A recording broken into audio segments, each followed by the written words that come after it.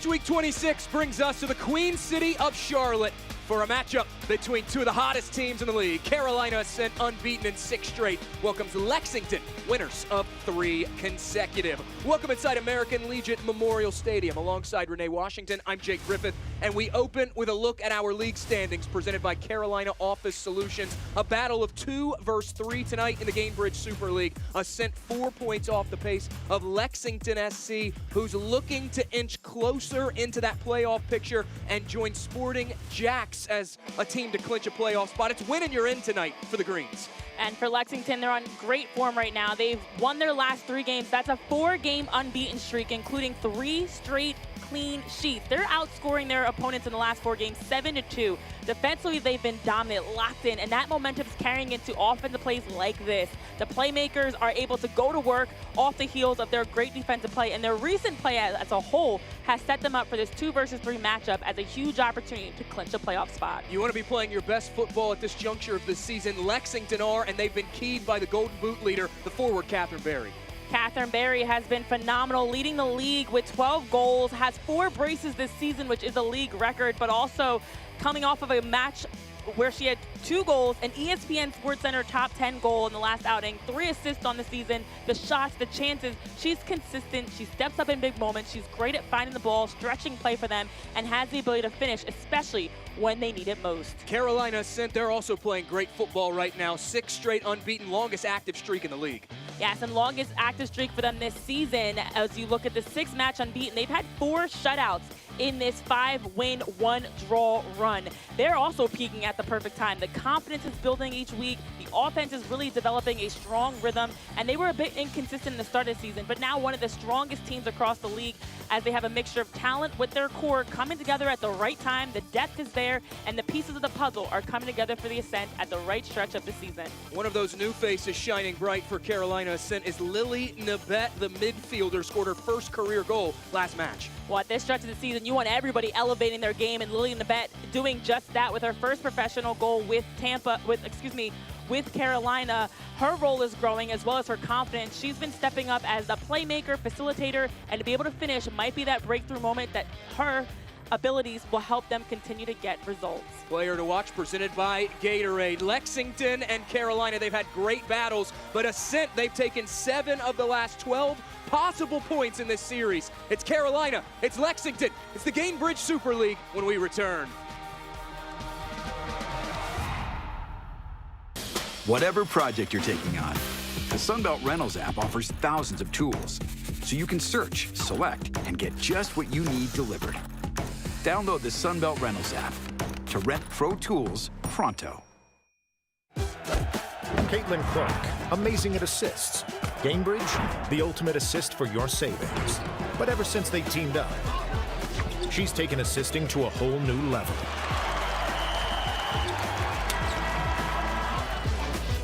Caitlin Clark, great at assists. Gainbridge, great at assists for your savings.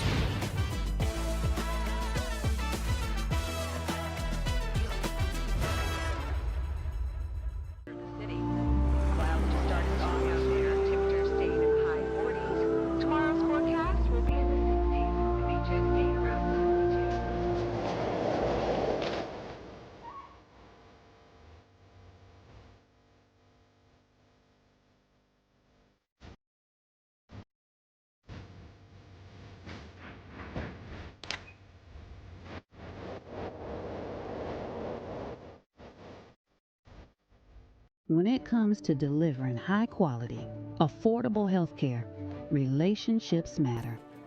And after 90 years, Blue Cross North Carolina is proud of the relationships we've built with you. We're 5,000 neighbors, friends, and family committed to improving the health and well-being of everyone across this state. We're here for you, all of you. Whatever project you're taking on, the Sunbelt Rentals app offers thousands of tools, so you can search, select, and get just what you need delivered. Download the Sunbelt Rentals app to rent pro tools pronto. Back in Charlotte, tonight's match is presented by Sunbelt Rentals. Sunbelt Rentals is the official equipment and tools partner of the Carolina Ascent. Whether you need something for that home renovation or job site development, Sunbelt Rentals has got you covered. All set to go here for the opening kick between Carolina Ascent and Lexington SC. So we take a look at our starting lineups presented by Capelli Sport. For Phillip Poole and Carolina Ascent going with a 4-4-2. No changes. Tyler Lucy will start in the midfield, the player of the month. Yeah, when you look at Carolina Ascent, it's the recent additions of Lucy, Lily Nabet, who we highlighted, as well as Shea Groom in the starting offensive unit, but then also Sydney Martinez in net for them. And then Captain Jill Aguilera anchors that back line alongside Nally Merrick and Butler as well. For Lexington SC and manager Kosuke Kimura going with a 4-3-3. 3 personnel changes, 2 in the midfield, including the return of Addie McCain. Well, with Kat Asman in nets, they are making some changes in front of her. Allison Pantuso back in the starting 11 at center back. Daria Raji, as well as you mentioned, back in the lineup along with Addie McCain. And they're replacing Nicole Vernis, Hannah Schartz, Hannah Johnson. So some minor tweaks for Lexington as players are getting healthy, as they still have Barry, Griffith, and Weinert in their front 3. Final matchup of the regular season between Carolina Ascent and Lexington SC is Kosuke Kimura, who has guided the Greens to an unbeaten stretch of play since he took over for Mac Hemme, who transitioned over to the men's side of Lexington SC. Along those touchlines for Carolina Ascent, Phillip Poole in his second season, recently named Coach of the Month in the Gainbridge Super League, became the first Gainbridge Super League manager to earn 4 Coach of the Month honors in his career.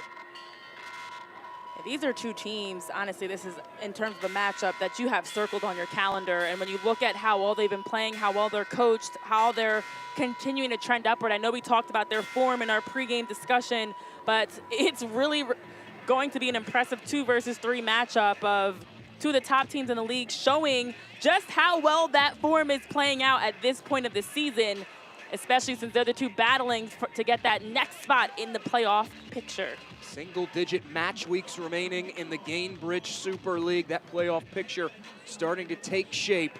Lexington, if they win, they're in, looking to join Sporting Jacks. To do so, they'll have to get past Carolina Ascent on the road tonight.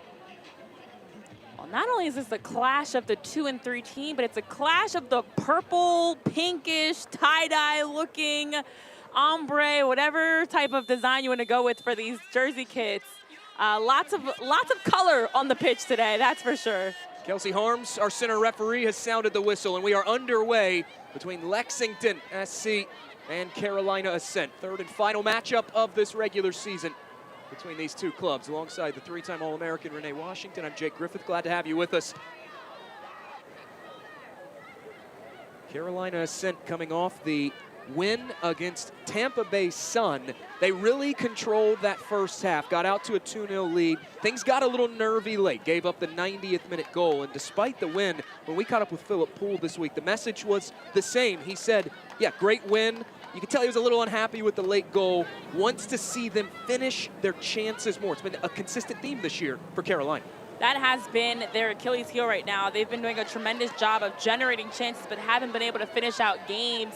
And finish out their chances, I should say. And that's where you look at a game like their tie against Fort Lauderdale, the Tampa Bay game, some contests that have come down to the wire that they've been fully in control of, out-shooting their opponents, out-possessing, but just haven't been able to execute in terms of finishing. Here's Lexington trying to roll it back forward via Sarah Griffith. It was turned over. They were seeking Catherine Berry, and for good reason, coming off a brace against DC Power in that 2-0 victory. A turnover here. Lexington, one of the best high-pressing teams in the Gainbridge Super League. In fact, the best at high ball recoveries this season. And they're going to need to do that at a high clip today as well. This contest is going to be very important about who's able to win first and second balls, who can help win the clearances, keep possession in higher, more dangerous parts of the field, because they both play very similarly. They want to build the ball up the pitch as a team. They want to get playmakers involved. So it is going to come down to some of those small details that can make the difference. As we take a look at our injury report presented by Tryon Medical Partners, a pair of injuries in the team for Carolina Ascent, including the news earlier this week that Sydney Studer out for the rest of the year. A huge blow for Carolina Ascent. It's Lexington on the move, just one injury for them with Amber Wynn out of the lineup. Definitely sending thoughts and well wishes to Sydney Studer after hearing the devastating news of her knee injury. Never good to hear about an ACL. And this swung to the back post. First contact made by Lexington, but it'll trickle out of play. And Sydney Martinez getting the start in goal tonight. The 7th straight start that Martinez has made in goal for Carolina Ascent. And as you can see from Martinez as she's preparing to take this goal kick, keep an eye on that sun right now. There are some patches of the field that the sun are really shining through it. She was coming across the goal to set up for this near side goal kick, just really difficult to see. That might be a factor as well as the sun is setting in this early portion. Martinez, she's made the most of her recent run of play in net for Philip Poole and company for Carolina Ascent. 20 saves, 6 goals allowed, stopping almost 80% of the shots she's faced, and also has chipped in 4 clean sheets. Poole told us that it makes his job harder as a coach because they have such a good goalkeeper unit. You have Megan McClellan, who was the Golden Glove winner a season ago, and now it's Carolina Ascent generating the turnover. Transitioning into the attack now are Ascent. Up ahead to Mackenzie George. Steps inside past one. Still George now. Almost ridden off the ball, and Lexington will come up with it. Well done defensively there by Lexington, not only to get the ball, to ensure they don't foul. George was stumbling a bit there, especially around the box, and you'd hate to see something of a foul in or around the box be a difference maker in a game like this. So good job by Lexington to just be disciplined there, not to foul, and to get the takeaway. It's a good ball played forward. Now streaking down that far side is Lexington SC. Looking for the opportunity to open up. It's blocked away.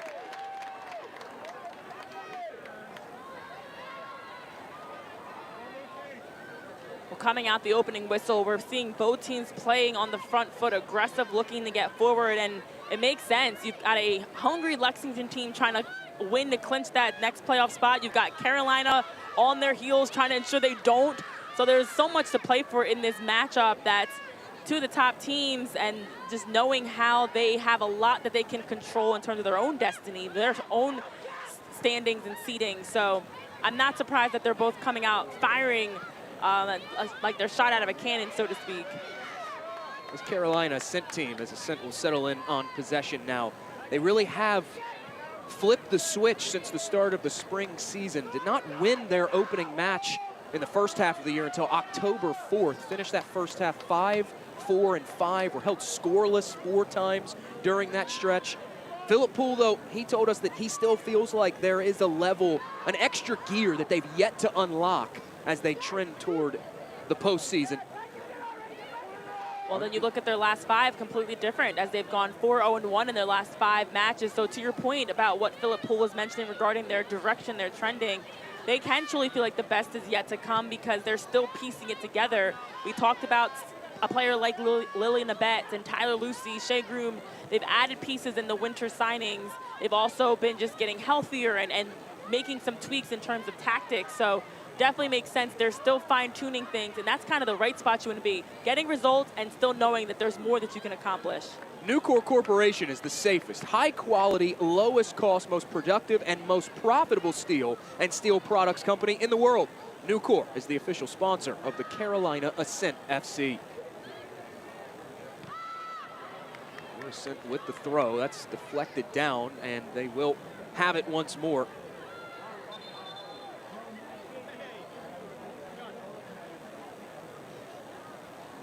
Mentioned it at the top of our broadcast, unbeaten in 6 consecutive matches for Carolina Ascent. Only Sporting Jacks has gone unbeaten over this recent stretch of play, the same amount as Carolina Ascent. They are tied with the longest active unbeaten streaks in the league. With the results around the Gainbridge Super League today, their win handedly against Fort Lauderdale, they'll run their unbeaten stretch to 7 consecutive, as Martinez will clear this away from pressure. And to be honest, this is the type of game for both teams you do want at this point of the season. It's going to be similar to that playoff level of pressure, competition, and this is the type of match that not only, of course, playoff implications are on the line, but also just your level of play gets challenged. It's a great test for you to see how you're continuing to piece things together and develop and progress as a unit. You want close games versus top teams at this point. Those are sentiments that both coaches really echoed earlier this week when we talked to them. Kosuke Kimura, he was effusive in his praise of Carolina Ascent, who win it back now. Audrey Coleman on it. Coleman working down that left channel, and it's turned over. Sarah Griffith will pick up the pieces for Lexington before funneling it over to Allison Pantuso.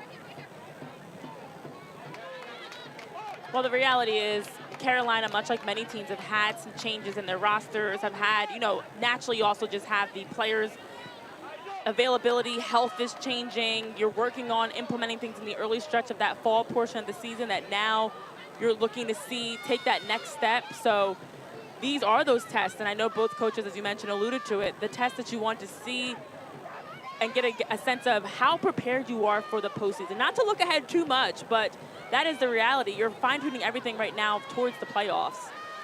Right now, the top 4 above that cut line in the Gainbridge Super League. Sporting Jacks, who've locked up a playoff spot.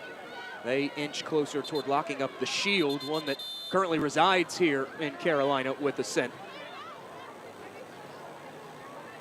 The win tonight by Sporting Jacks broke the single season record in the Gainbridge Super League. 4 victories, followed by Sporting Jacks in that league table is Lexington SC, and then Carolina Ascent, and then Dallas Trinity rounding out the top 4. As we are coming through into that real crucial stretch of the season. Still life for DC and Spokane below that cut line with 26 points each.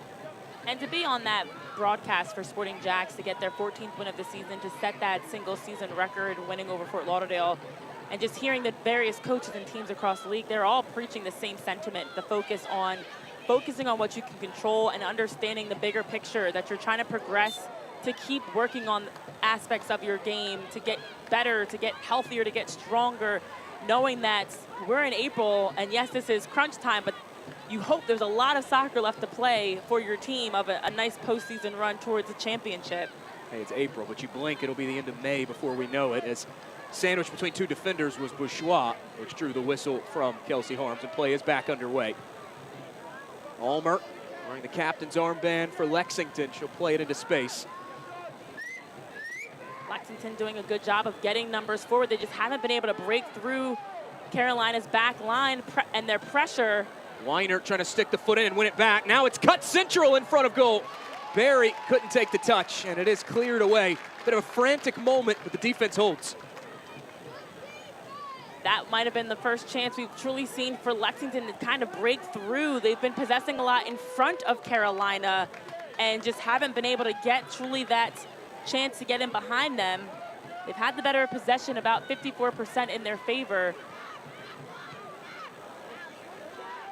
Those combinations in and around the area is something that Kosuke Kimura has really emphasized these last few weeks for Lexington. We saw it in their last match against DC Power, how much they were able to create using those interchanges.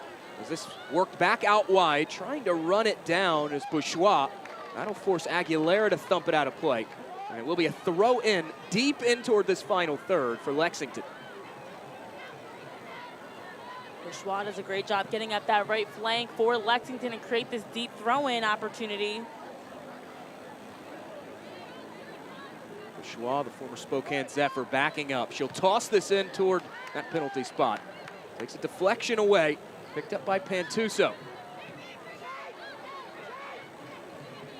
Allison Pantuso, she came over from Brooklyn in June, joined this Lexington side. She's been a big pickup defensively for Kosuke Kimura and company. Weiner looking for the layoff to Addie McCain and finding it. You just see the patience from Lexington. If it's not on, to get forward down one side, working it through their back line to recycle their runs and reset their offense. And that's just good composure, especially since Carolina is doing a good job of getting defensively compact numbers behind the ball, making it difficult for them to penetrate with their passes or runs through them. Weiner looking to roll it back through. A crafty pass there, and it goes across the touchline. Change of possession will occur via the throw in. Looking for the perfect family night out? The Food Lion Family 4-pack delivers 4 game tickets, 4 hot dogs, and 4 drinks for only $99.99. Get yours today at CarolinaAscent.com. Especially as we get in toward the summer, deeper into the year. Nothing like a good night out at the soccer park. Oh, this is the time of year, the spring type of weather, April, and now we're also talking about playoffs, but great opportunity to get the kiddos out. We saw them pregame, even those that got to walk on the field with the players. Those are moments that, for kids especially, are so meaningful. It's a great time of year for almost everybody, except those of us that have the crazy allergies that put your head in a vice grip in the middle of April. But otherwise, yes. I'm sorry, I cannot relate. But I empathize for everybody with allergies. I'm so sorry. Griffith looking to work it back out wide. Thought she had Bourgeois. Pass was a bit telegraphed, though. It was cut out. One back by Sarah Griffith. Sarah Griffith, no relation to Jake Griffith. Bourgeois will stand up across. Looking to that back post and nod it away. And again, the wide flank service is on from your last namesake in Sarah Griffith, Jake, that helped create that wide pass to Bourgeois. This team likes to create their width, likes to get up those wide channels to draw. You see them pulling Carolina a bit out of shape, trying to see if they can unbalance them defensively. Bourgeois was looking for the angle to cross, turned away by the Carolina Ascent defense. Now she'll peel this one back to Allison Pantuso, former Oregon State Beaver. Steigleter.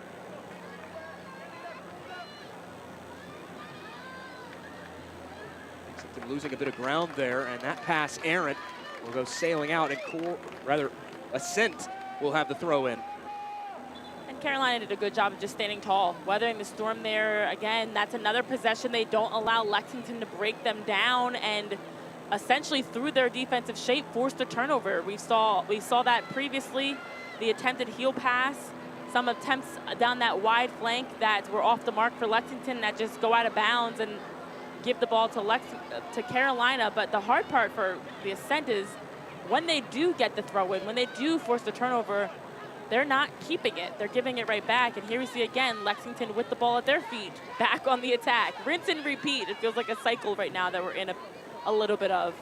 One of the areas that Philip Poole had mentioned from that Tampa win was that he does want to see his team enjoy the ball a little bit more, be in possession. Right now, 6th out of 9 Gainbridge Super League teams in average possession in 2025-26. Lexington, they haven't had those same problems. Kosuke Kimura's bunch, 2nd highest possession share in the Gainbridge Super League this season, and that has continued so far. Through about 15 minutes now, Lexington, they've had the lion's share of the ball so far. Funneled forward. Here's Bourgeois. Looking for the cutback inside, able to find Barry. Shifts past one. Still Barry now at that byline, peels it back, and it's cleared out for the first corner to Lexington. That's what Lexington does well, looking to break down their opponent's defense, sometimes off the pass, with passes slicing through their back line. You see Bourgeois working with Barry here. The two of them on that wide flank, and then now just off the dribble. Kat Barry gets end line, and from that you have a chance to get a service to set up the corner kick. Just relentless work rate there to get around the edge. Lexington, although that one dealt with defensively with ease by Ascent, they have been good on their corners this year. 7 corner goals for, the most in the Gainbridge Super League. However, hit a bit of a rut in terms of corner goals scoring. 0 in their last 5 matches. Foot stuck in, one back high up the field. Here's Griffith, has a hit from distance! Pushed over the bar by Martinez and out.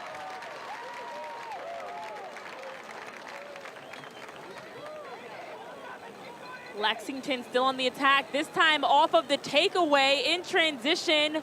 Able to slot this one across was Mackenzie Weiner to find Sarah Griffith, top of the box.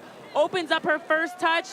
Plenty of space to see her options, and then drives that one on frame, forcing the tremendous save by Sydney Martinez to poke it over the crossbar. Lexington continuing to dial things up here offensively. Second corner in as many minutes for the Greens. Bourgeois will have it from this near flag. Bourgeois drives this one in, skips off the head of an Ascent defender. And that is where Allie Brown will lob it back forward on the second ball. Martinez is there again. Back-to-back important, crucial saves by Sydney Martinez. Lexington hadn't been generating as much towards goal, although they've been around the goal. This time it's Martinez that had to come up with the big saves. Food Lion is the official grocer partner of the Carolina Ascent. Food Lion is proud to support the Charlotte community as the official grocer of the Ascent. Your local Food Lion is here to help you get food on the table fast with ready-to-eat meals and shopping made easy with Food Lion to go. Food Lion, here for every moment. Thanks to their Score to Give More program, 6,000 meals have been donated in the Ascent's second season to Second Harvest Food Bank of Metrolina.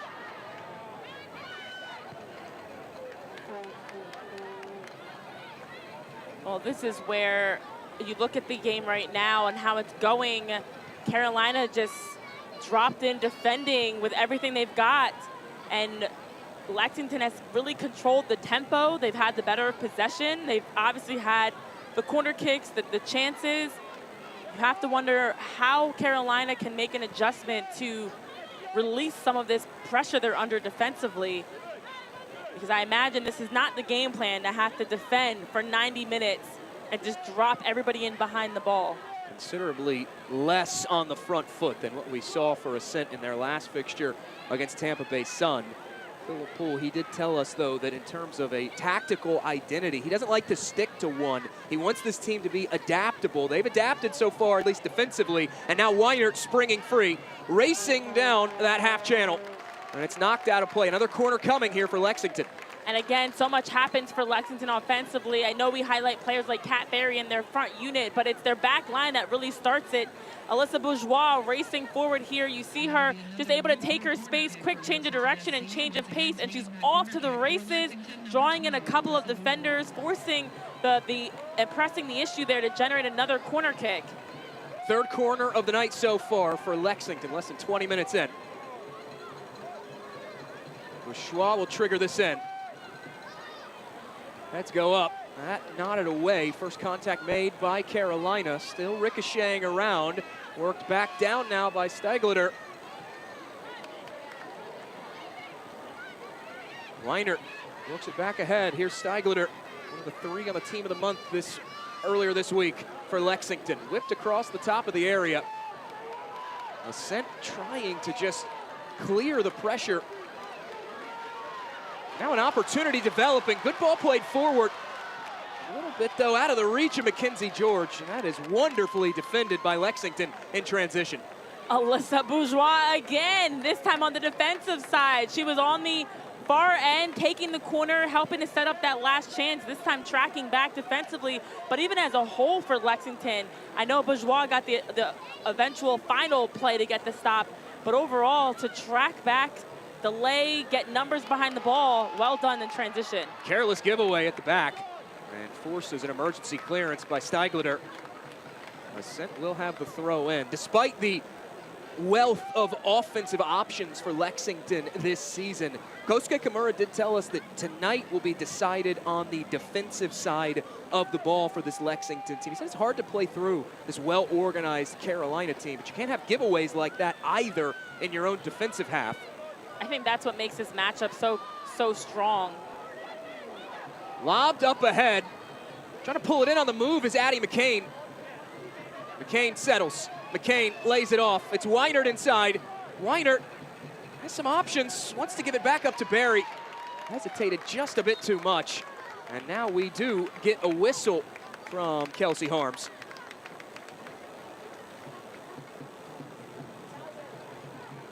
Don't miss a single moment of Carolina Ascent FC action next season. Season tickets for 2026-27 start at just $15 per game, and we've got 3 interest-free payments to make it easier to join the fun. Season ticket members enjoy exclusive perks like a premium gift, 2 special member events, discounts on tickets, parking, merchandise, and so much more. Secure your seats today and be part of every thrilling match. Visit carolinaascent.com/season tickets to learn more.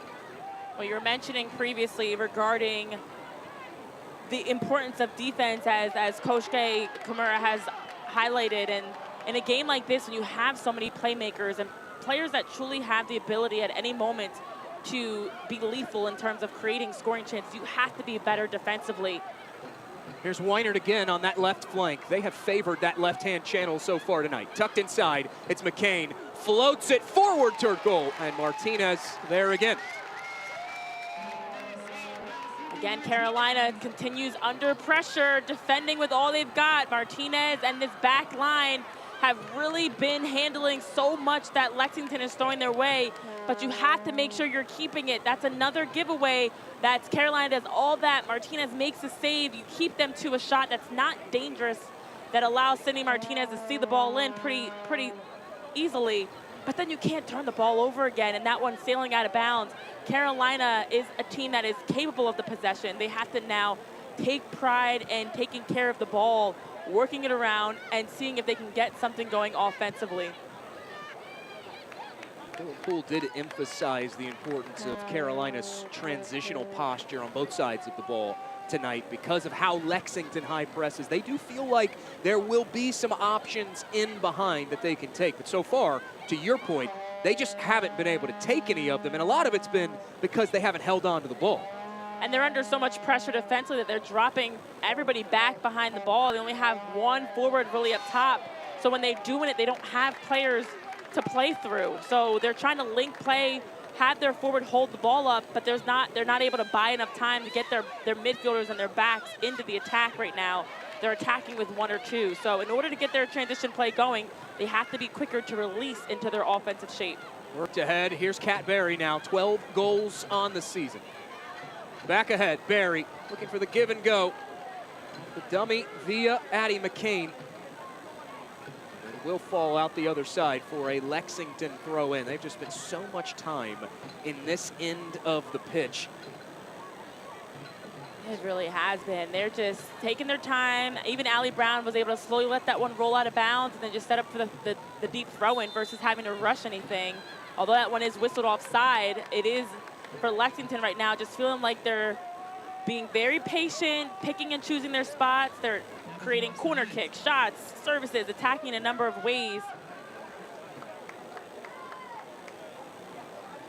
Offside flag did come up, and that will bring an end to that spell of possession for Lexington, who's had 68% of the ball so far in this opening almost 25 minutes. Martinez will come out to clear this one away. Former Brooklyn FC keeper.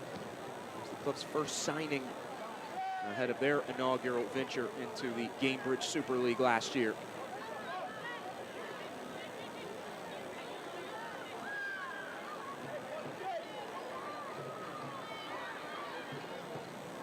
I mentioned the injury report earlier in this broadcast. No Amber Lynn tonight. Also, no Amina Ekic. That for a vastly different reason. Ekic called up to the Bosnia-Herzegovina national team from Lexington SC earlier this week. Third time that she's been called up this calendar year alone to the Bosnia and Herzegovina national team. As this one lobbed over the top, Martinez will pick it up. They play Lithuania on Tuesday, and she, in just 2 appearances, already has 2 goals and 5 assists. Defender going to ground. George tripped up, and this will be our first card of the night.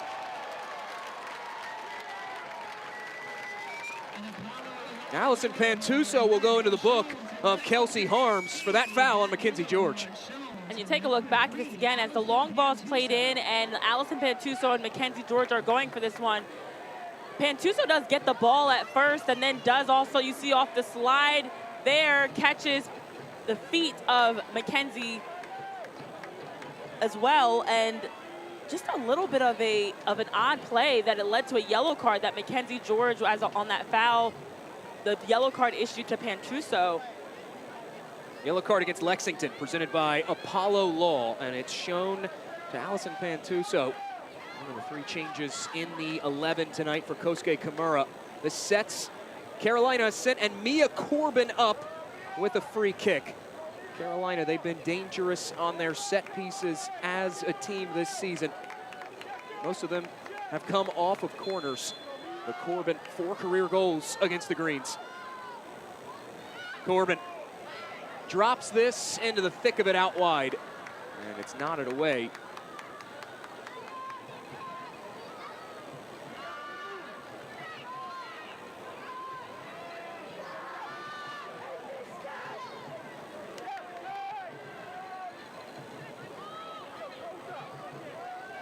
Well, it feels like this is the first sense of life and energy getting forward for Carolina.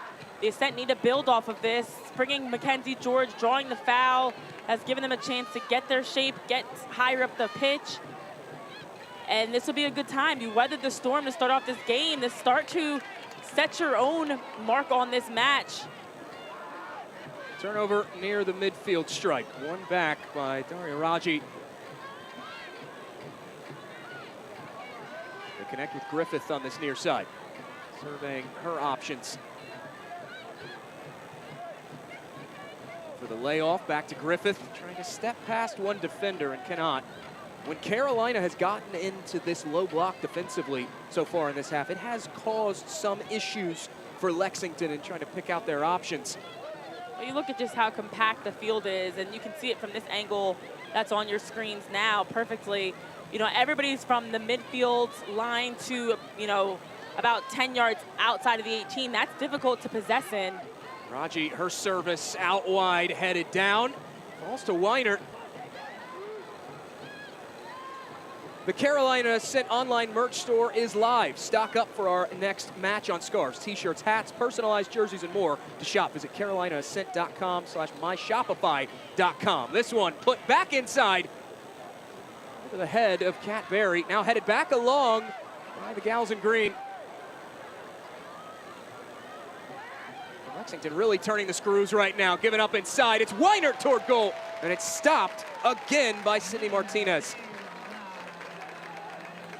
And you look again at just how compact and chaotic it is here. There's so many players in a small proximity, but Lexington able to play through it. Mackenzie Weiner springs off the back line, stays on side perfectly to time. The pass through to split the Ascent does work out. That's the thing. Lexington has the ability to play in these small spaces. Carolina's shrinking the field, making compact, clogging the middle of the pitch.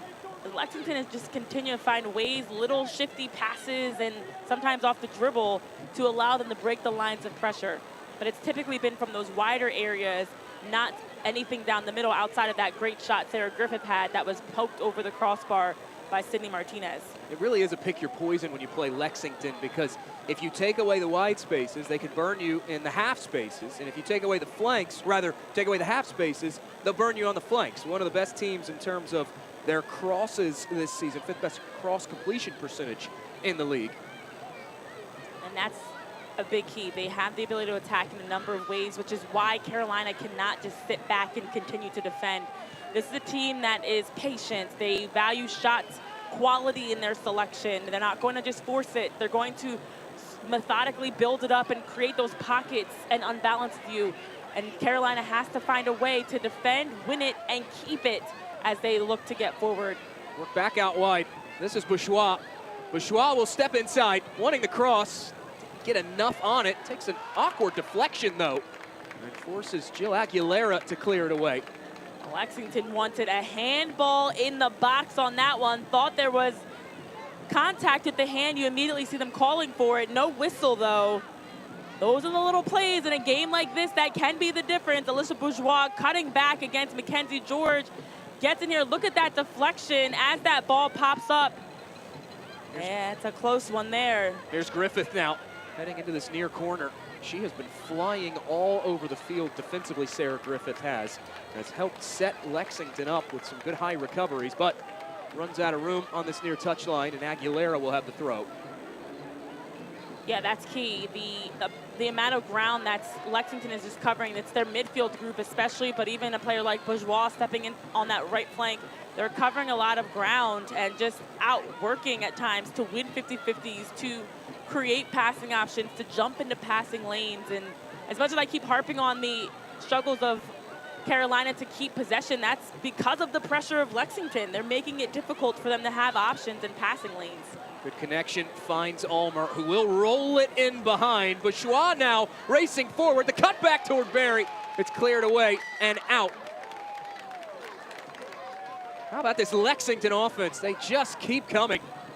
Great idea there for Bourgeois. Drive down across the box. Kat Berry a bit early in on her run here. As you look at this again, Ulmer down this right flank to find Bourgeois, who just immediately cuts in towards that end line and serves it across. And I think their front line was just a bit too early.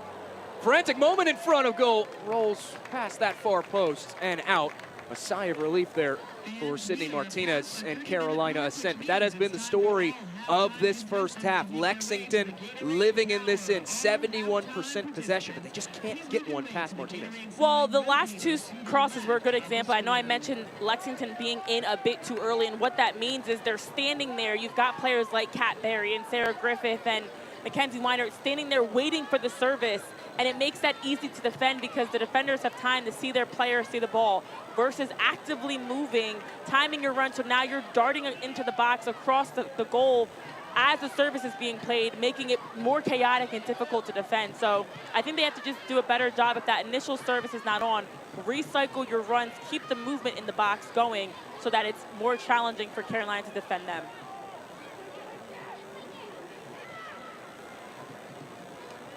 Carolina will work this one forward, trying to ask what will be their real first question of the evening. Still no shots on target so far for Ascent.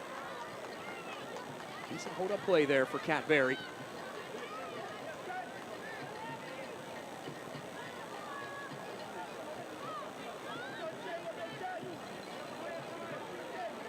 Select, the official match ball supplier of the Gainbridge Super League and many elite leagues throughout Europe. Visit us.select-sport.com for the latest Select products, specials, and more. Select, the player's choice. Lexington will whip that Select ball out to that far side. Joining the attack now, late arriving run, Allie Brown. McCain turning, finding Raji. She'll switch it over to this right-hand side. Bourgeois, back post. Bourgeois headed down toward Weinert, blocked by Corbin and cleared away. Mia Corbin right on time because that was setting up for a highlight play and a possible finish. The patience there by Lexington, just switching the point of the attack through Daria Raji, able to get out on that right side, and then the head pass. I mean, that entire possession, a thing of beauty for Lexington. I will say, although that was a great defensive play by Mia Corbin, how many more of those does Carolina have? We're seeing more sophistication from Lexington with their offense. At this rate, it feels like it's only a matter of time with how much they're creating. That really is textbook Lexington of what we just saw on that last trip down the pitch. Those switching balls back and forth, rotating the defense around. How many times this year have we seen that? It's almost like a layup for them in basketball terms. So that back post headed down and in. That time not to be had due to the defensive efforts of Mia Corbin. Well, that was a possession. They recycled their runs. They changed up the look. They made the extra pass to switch the point of attack. Now here is Carolina, a short-lived spell of possession. Nabet did a good job for herself to step in front, and now Mia Corbin doing exactly that. Waiting for numbers to arrive, and instead we'll turn that one over. Lexington will have the throw. That's unfortunate. Mia Corbin does a good job. That's back-to-back good plays by her to be able to step into the passing lane right on time, but another unfortunate turnover for Carolina has them defending again, and now let's see if they can keep it. Really turned over by Carolina Ascent. Now Lexington will settle in on things as Palmer has it.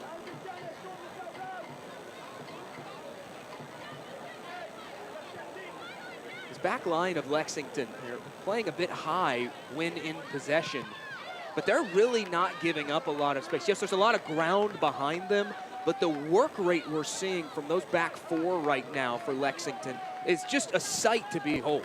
And what's working well is Lexington's front line is pressing Carolina deeper. So although Lexington's back line is higher, they don't really have anybody up high. If you look right now for the Ascent, they have maybe one player that's even across midfield. And so that's been giving Lexington numbers that when they do lose it, they're in a +3, +4 situation in defensive transition. That hasn't really been anything threatening for Carolina.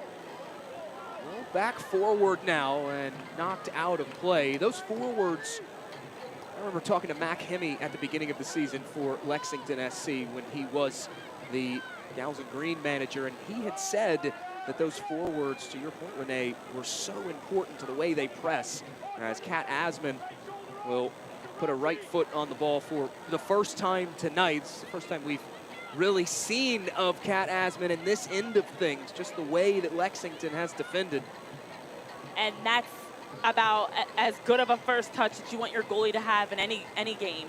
I mean, this is nothing of danger. She's setting up for a goal kick here. So it really has been Lexington in the driver's seat for Carolina. Now the Ascent have gotten forward a few more times as the half has worn on, but it has been the same type of back and forth that as soon as Carolina wins it, Lexington is finding ways to win it right back from them. The ball sprung Allie Brown free, and now here's Lexington again. It's Weinert on the left. Weinert cutting inside toward goal and wide. Mackenzie Weinert now, it's off the run, peels off the back line, going 1v1 against Merrick, and then just cuts in. Does a good job here of splitting both defenders and able to get a good shooting angle off of it to try to drive it back post. We've seen Mackenzie Weinert with a lot of those runs peeling off the back line, curling in behind to stay onside, timing it well that she's able to receive the ball, facing up 1v1, attacking her defender.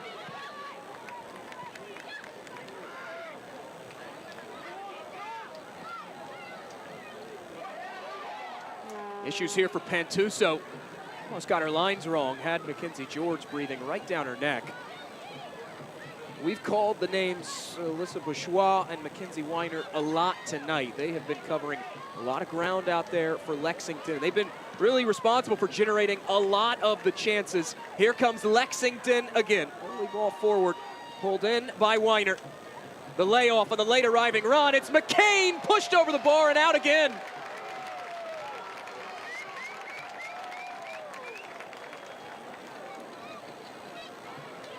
Another great build-up by Lexington through Mackenzie Weinert, able to show back, and Weinert gets that pass in from Addie McCain, actually.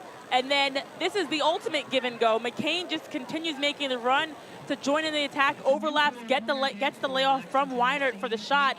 So that initial clearance, that heavier, longer pass in from McCain to Weinert, from Weinert back to McCain for another strong chance. McCain had a goal against Ascent back in October of 2025. Another corner coming here for Lexington. Bourgeois services it in. So that back stick. First to it was Lexington. Took a ricochet off a defender.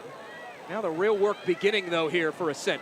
And Audrey Coleman under significant duress. This high press has had a lot of teeth behind it tonight for Lexington.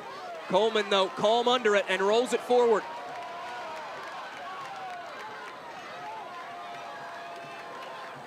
Still cutting in. It was Lucy trying to feed it over to her teammate on the left, and instead that will find the end line. The Gainbridge Super League playoffs are starting to take shape. To stay up to date on all the latest information, analysis, and insight, visit GainbridgeSuperLeague.com.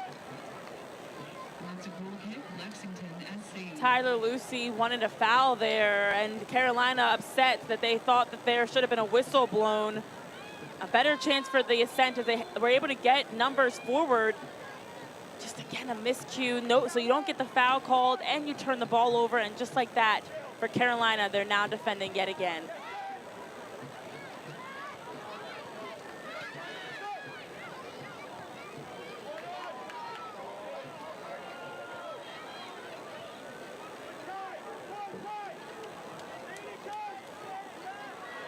Was able to work it out wide over to Allie Brown, who's impeded by Tyler Lucy, and that will draw a whistle from Kelsey Harms. Been a pretty free-flowing contest. Haven't seen too many stoppages so far in this first half, and when you have two of the hottest teams in the league like we have tonight with Carolina and Lexington, that's really what you want this first half.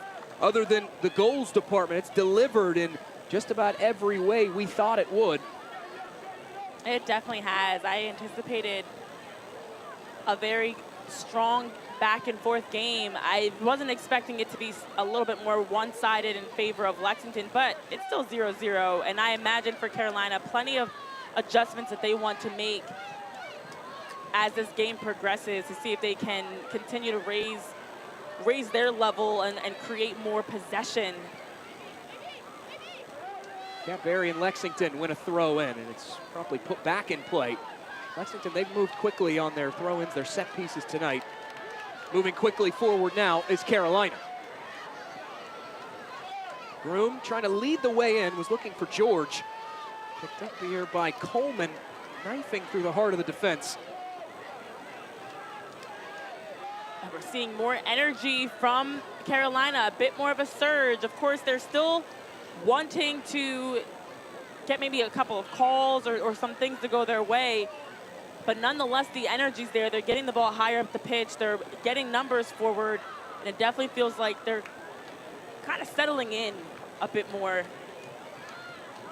These last 5-6 minutes, they have been a bit crisper with their passes, which has helped unlocked a lot for Carolina Ascent. We saw through large stretches of those first 20 minutes, a lot of careless turnovers, especially in and around the midfield.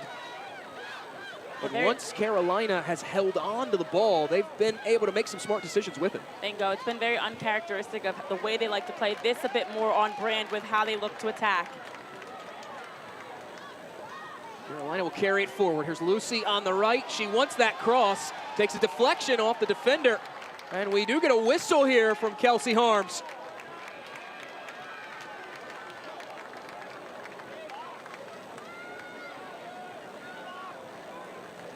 This is a game changer. Tyler Lucy working up 1v1 out on that wide side against Allie Brown. Looks to serve it across the box. You see it there, hit off of the hand, the left hand of Allie Brown. Does result in a penalty kick. So after Lexington controlling this entire game, a late first half PK awarded to Carolina for a chance to take the lead. Mia Corbin, who's finished the PK recently, even in their Fort Lauderdale tie, is back at the penalty stripe for Carolina. A massive swing of momentum in favor of Ascent. We saw Kosuke Kimura there pleading his case, and we saw it on the replay just how close it was to that edge of the box. This will send Mia Corbin to the penalty spot. Ascent this season 3 for 4 from penalties. Carolina Ascent penalty kicks presented by Hot Fly Brewing Company.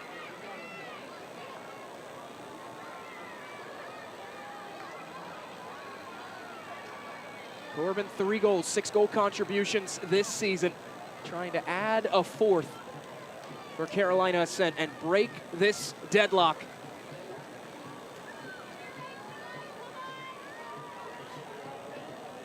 Ascent, they've converted penalty goals in back-to-back matches against Fort Lauderdale, against Tampa Bay. Trying to make it 3 straight.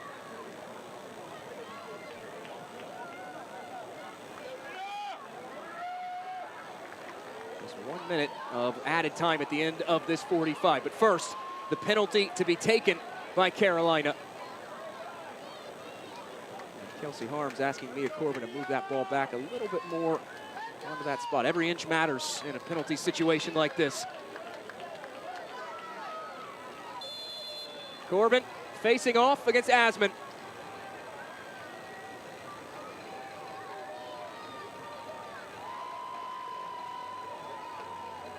Corbin to give Ascent the lead, stopped by Asman, and the rebound fired over the bar.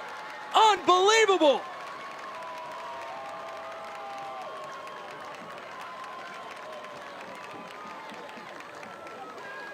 What a sequence of events. Kat Asman making the save, stepping up. This all starts with the handball. Tyler Lucy working up against Allie Brown.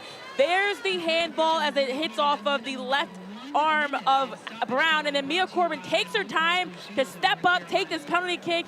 Kat Asman correctly guesses to that left corner, Asman's left corner, makes the save, and the rebound off the mark as well for Carolina. Wow, what a change for an Ascent team that has been defending most of this half to have near chances and then it be saved by Kat Asman. The first real save she's had to make this game, a penalty kick, and she does so. Impressive stuff from Kat Asman in goal. That is so difficult to do, to essentially be cold, having faced no shots, and then have to step up and stonewall a goal scorer like Mia Corbin on a penalty. Stonewalling Corbin is Kat Asman, and keeping it scoreless as we have the whistle for halftime in Charlotte. 0-0 through 45 minutes, a stalemate between Carolina Ascent and Lexington. And that save by Kat Asman on the penalty kick, about a minute to go in the first half that she makes that save. This could be a 1-0 game, Carolina lead going into the break, but Kat Asman, first save, big save, keeps this scoreless, and this is the type of game I anticipated for how these two would match up. Lexington and Carolina will both head to the halftime locker room, each without a goal. They've both had their chances, and now the second half shifts into focus for a Lexington team who've been so good in the final 45 minutes of play. Second most second half goals scored by any Gainbridge Super League club in the second half. Ooh, sorry. We'll send it pitch side as we are joined by Mackenzie Weiner here at the halftime break. And Mackenzie, scoreless through 45, but you all in Lexington have been able to generate a lot of opportunities, specifically on that left-hand side. Why is that flank so advantageous to you? Yeah, I think there's a lot of space I'm finding myself in, so it's allowing me to work with other people, but also take people on 1v1. But at the end of the day, we have to put one away, so hopefully we can do that in the next 45. Well, Mackenzie, we saw just how quickly this can shift after you guys having the better of chances. A late penalty kick that Kat makes a phenomenal save on. What do you guys need to do to put that chance away in this next 45? Yeah, first unreal save by Kat, keeping us in this game. That's just an amazing play. I think we just need to go out on the front foot, keep attacking them, and be relentless towards the goal. Mackenzie, thank you for your time. Lexington and Thank you. Carolina scoreless through 45 minutes of play. We'll head to break. The halftime report on the other side.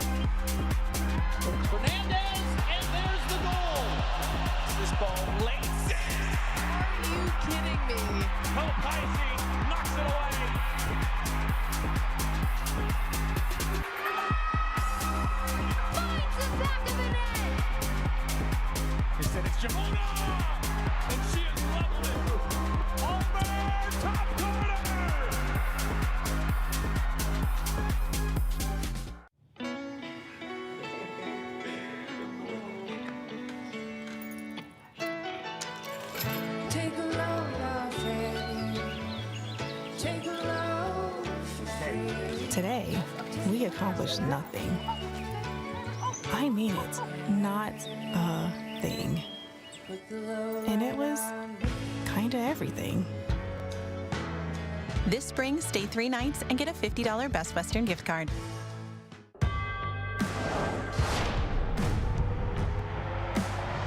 Prinks tires in the USL help soccer journeys everywhere to drive harder. From city playgrounds to suburban sidelines, from early mornings to late nights, from fun with friends to winner takes all, from the biggest fan to the biggest heart. And at every turn, Prinks tires will be there for the long haul.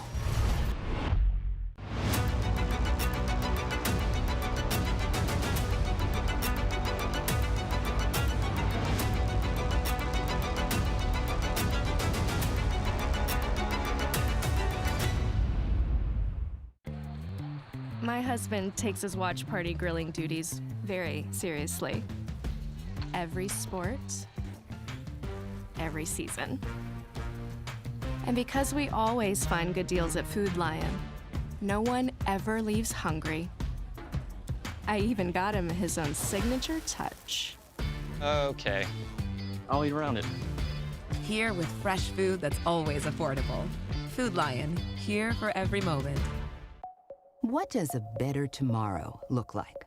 More people enjoy safer, more comfortable indoor spaces, clean water, clean air, healthy food, and a healthier planet. That's what Train Technologies believes tomorrow should look like. So we put people and the planet first. Today, we take bold action. So tomorrow, there's a better world.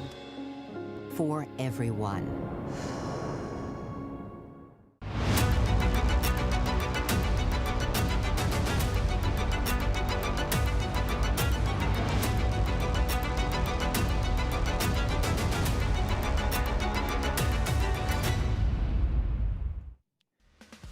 Back in Charlotte, no score through 45 minutes. Halftime presented by the University of North Carolina at Charlotte.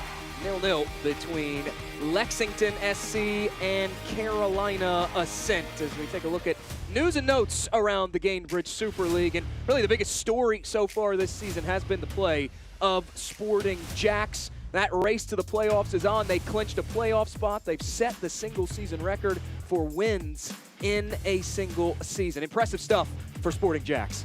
Yeah, and they've had a number of records they've been able to set, including Caitlin Park setting the single-season shutout record with 10 and counting. Did not get the shutout today versus Fort Lauderdale, but the records are pouring in. And then goalies, talk about goalie contributions. Tyler McCamey of Dallas Trinity SC becoming the second goalkeeper ever to record an assist as she was able to play a beautiful ball into Yenny Danielson as a stoppage time goal in Dallas. The last goalie goal, assist, also at the Cotton Bowl. We take a look at our scores around the league presented by Capelli Sport. Sporting Jacks, they get a brace from Bailey DeSmit, the former USLW League Golden Boot winner, to power them to a 4-1 win. And right now, in the first half, it's DC Power up on Tampa Bay Sun. Yes, it was a very dominant win by Sporting Jacks over Fort Lauderdale. And then Loza Abera assists to Alyssa Walker at the 18th minute to give DC Power the 1-0 lead currently over Tampa Bay. This time of year, you're scoreboard watching for standings, for results, but Sporting Jacks so far definitely took care of business in a win that helped them stay top of the table. That pushes Sporting Jacks to 47 points now. They are currently, as it stands, 7 clear of this Lexington SC side. We'll head back to break. The halftime report rolls on when we return to Charlotte. 0-0 between Carolina Ascent and Lexington SC.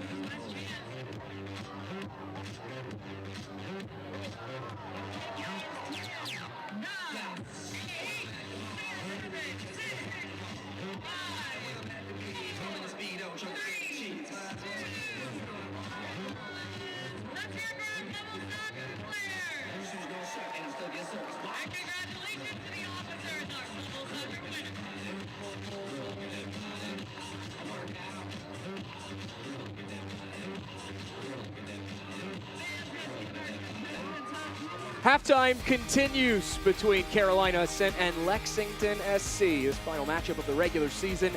No score at the half. Let's get you caught up to speed with our halftime highlights presented by Sunbelt Rentals. And Renee, despite no goals, a lot of action.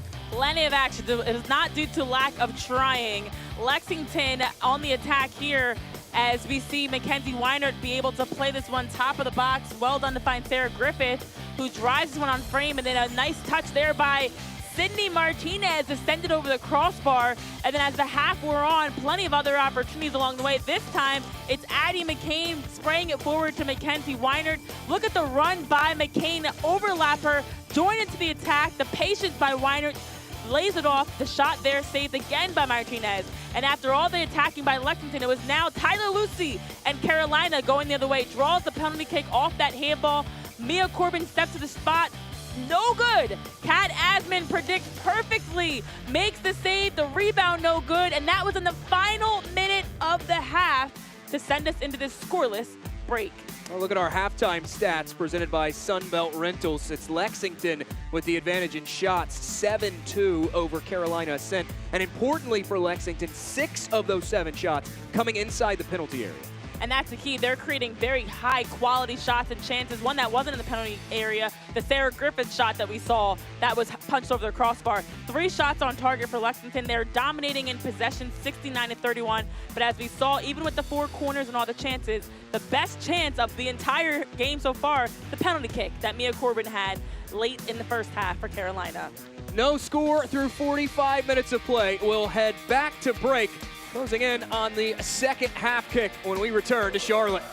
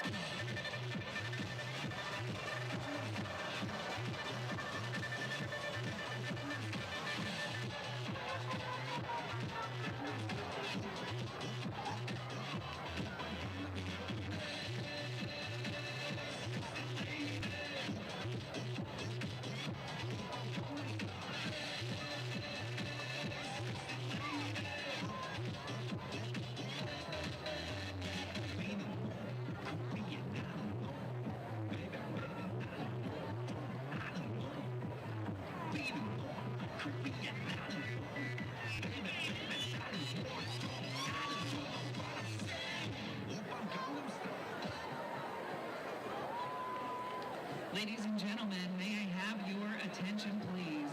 At this time, we would like to take a moment to recognize some truly extraordinary individuals among us. Those we often call real-life superheroes. If you are currently serving or have served in the military, if you are a veteran, a police officer, a firefighter, a nurse, or a school teacher, those who dedicate their lives to protecting, to healing, and to guiding others, we ask that you please stand at this time. Your courage, your sacrifice, your commitment, they do not go unnoticed. Every day you step forward to serve your communities, often without recognition and with a strength and selflessness that inspire us all. To those standing and to those who support them, thank you so much. We are deeply grateful for all that you do. Ladies and gentlemen, one more time, please put your hands together and join me in showing your appreciation of our real-life superheroes.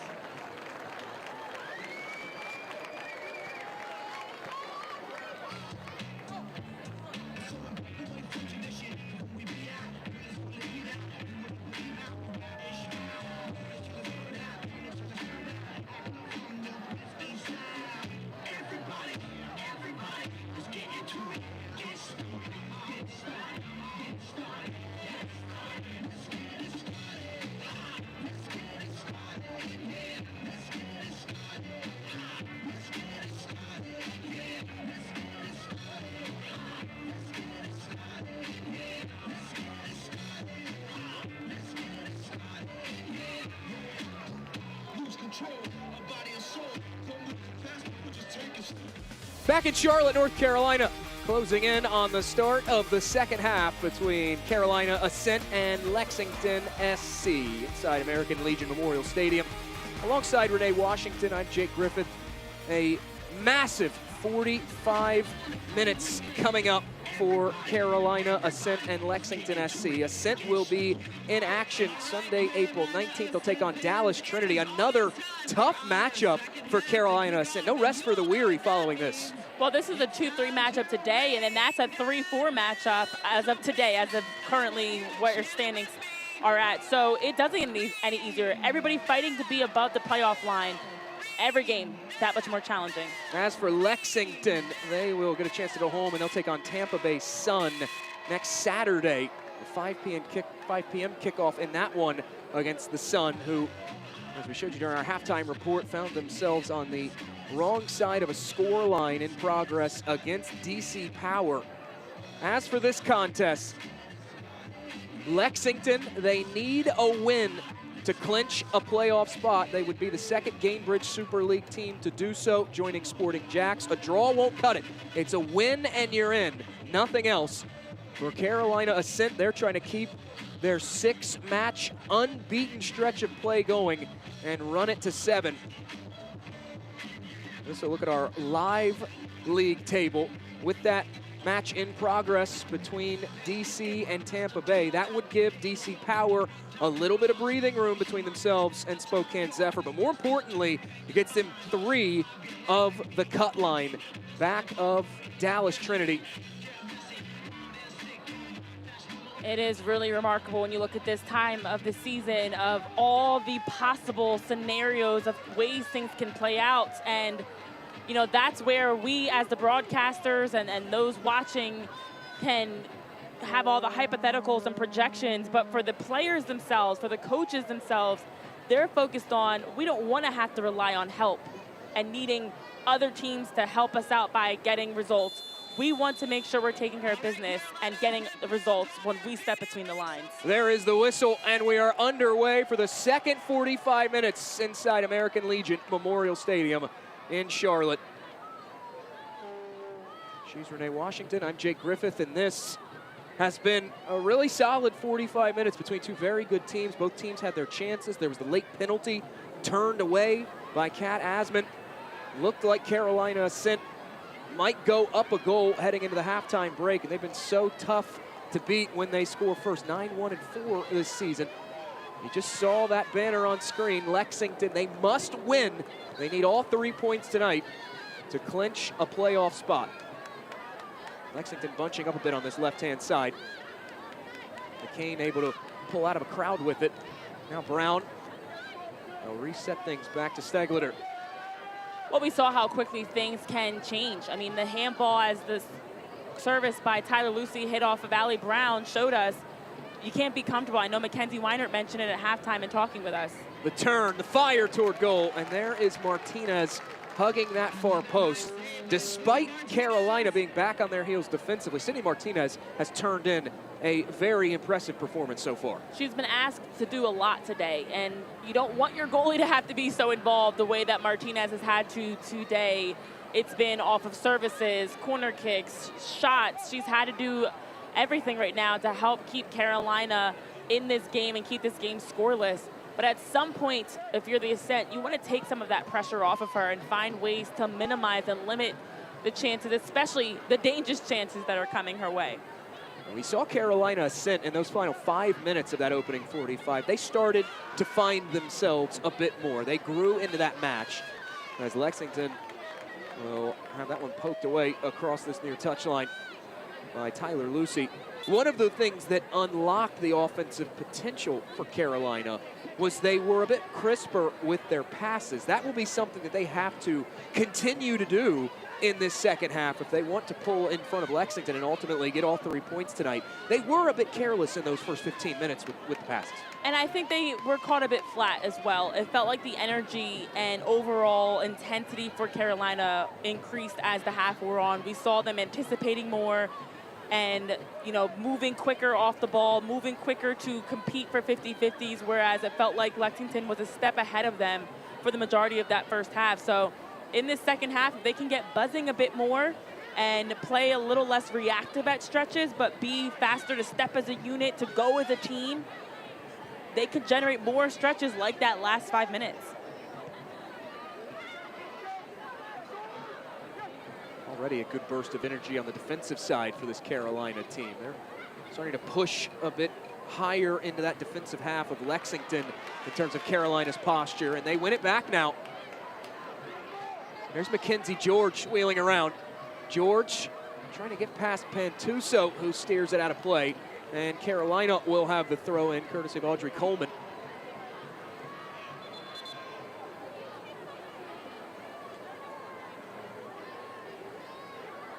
This, in terms of energy, a bit more in line with what we saw in those waning moments of the first half for Carolina. And this is what the Ascent needed to bring. You could not and should not and do not want to defend for the entire second half the way they defended the early goings of this game. First, it's a 2 versus 3 matchup. You want to be able to show that you're one of the top teams in this league, and this is also beyond just the playoff implications, a chance for a statement. It's a team that you've been battling with in standings. It's a chance to show who is truly the better of the two teams, and right now it's been Lexington that's been the better in terms of just creating and opportunities. Last time Lexington and Carolina Ascent locked up, it was Lexington scoring 2 goals in a span of 9 minutes of game action in that contest. In the 43rd and 52nd minute after conceding the opener earlier in that first half, they went on to win that contest 2-1. Played to a 1-1 stalemate back in October, one that Lexington snatched a point from the jaws of defeat there at the death, deep into second half stoppage time, courtesy of Addie McCain. Now here is McCain, at least for the moment, canceled out by Mia Corbin, but it will stay with Lexington. And this looks very similar to what we saw through the first half for this matchup, that Lexington just pretty comfortable on the ball, comfortable in the driver's seat of this game as well. Lexington on the move. Nucor Corporation is the safest, highest quality, lowest cost, most productive, and most profitable steel and steel products company in the world. Nucor is the official sponsor of the Carolina Ascent, who have it now. Trying to lead the way in for Ascent, looking for Tyler Lucy. Mia Corbin is there to pick the pieces up. She has been roaming all around that midfield area, trying to help direct traffic tonight for Ascent. That's what she does. That's what she does best.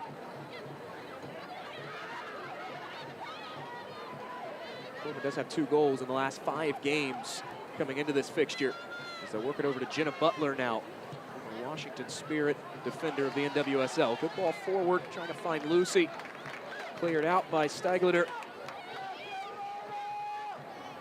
Well, Carolina has been getting forward a lot more. Getting quicker options has been key to make sure that you're forcing Lexington to defend. You even see here just working it around.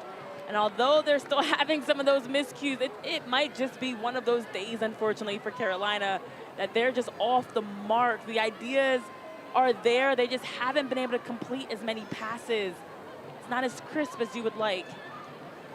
Those switches, though, as Ascent will lay it back off to Martinez, that is what they need more of, because Lexington, they're so organized tonight. And all season, Lexington have been organized in their defensive shape. They're just not giving up much. And in order to create some opportunities, they're going to need to switch that ball a little bit more. Madison Merrick works it ahead to Corbin, now in stride. Here's Lucy. The layoff, looking for Merrick again. There's a whistle and a foul. Well, Jake, here's some really eye-opening numbers right now as we take a look at this play again, and just the foul there on Merrick. There might even be some frustration starting to come in for Carolina, because you look at even these numbers, Lexington has about 3 times as many passes in their attacking half. They have, in terms of passing accuracy, double, about 80% accuracy for Lexington in their attacking half. Carolina, 43% passing accuracy in their offensive half. A turnover here. Lucy able to pick it up. Now steers it forward, trying to play it back to Tyler Lucy.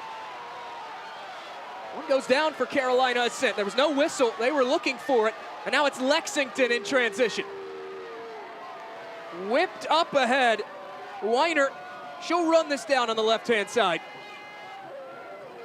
Weiner now looking for options. That end line instead gives it up. Here's Griffith. Griffith has to double back. Weiner. Service flashed across goal, headed away by Aguilera. Now we get another whistle from Kelsey Harms. There is a Lexington player laboring just a bit.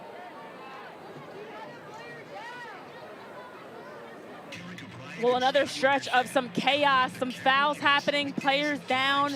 And as I was just highlighting the numbers, I mean, it is a massive difference in the final third attacking half numbers of passes and accuracy.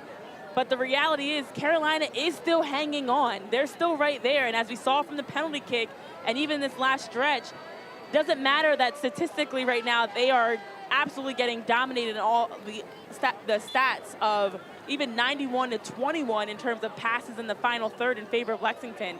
But Carolina has the playmakers. They have the ability to score. They have the ability to change. And let's not forget, the Ascent are typically the team out shooting opponents, not scoring. So they're now on the opposite side of that, and they know how lethal that can be to just hang around and then strike when you get that opportunity. You just saw the shot numbers on your screen, and now we'll get a whistle here. Card is going to come out of the pocket of Kelsey Harms.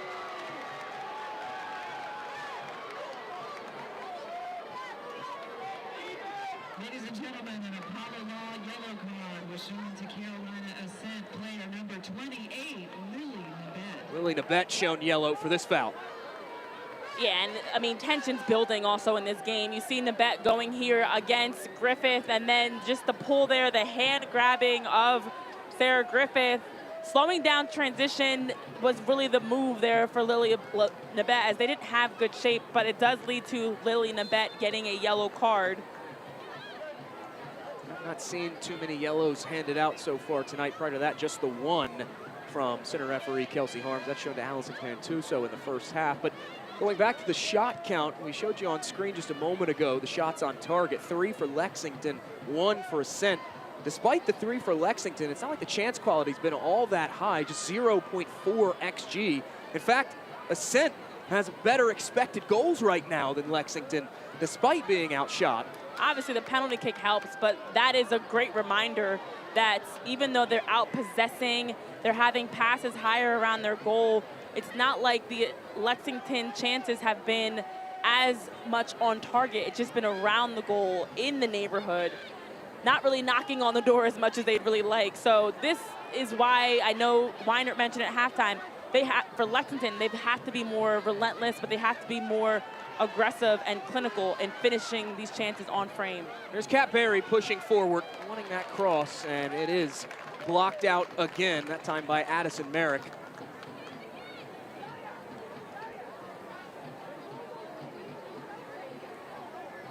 Lexington piled up the corners in that first half, had 4 corners. This will be their 5th of the night. Carolina did well for themselves, though, defensively to make sure they provided good coverage.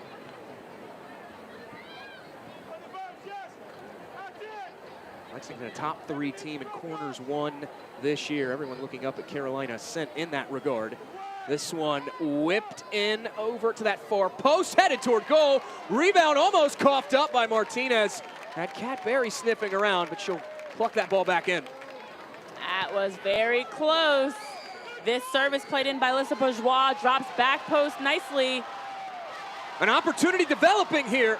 A quick counter breaking out was Mackenzie George. That all started with good distribution from Sydney Martinez. Well, now things are really opening up as we're talking about one highlight, another highlight is happening. And to your point, Martinez did a great job of not only making the save, ensuring that Kat Berry couldn't get the rebound, but then quickly springing out the other way. Then in a matter of seconds, Lexington went from an Alyssa Bourgeois corner kick and near chance to now defending with George breathing down their neck, pursuing down the middle of the field. Game on, folks, with drinks in hand. The Drinks on the Pitch package get you 1 beach club ticket and 2 drinks. Exclusive access for fans 21 and up of only $29. Grab yours at CarolinaAscent.com and kick back pitch side. Another card will come out of the pocket of Kelsey Harms, our center referee. Well, this time going to Mia Corbin as Alyssa Bourgeois was working 1v1 against Mia Corbin. You look here, cutting across towards the middle of the field and then holding hands. And this is the one spot you don't want to be holding hands on the soccer field, as that foul does draw the yellow card. I wonder if something Carolina talked about was to be better of stopping Lexington's transition, even if it means fouling at times.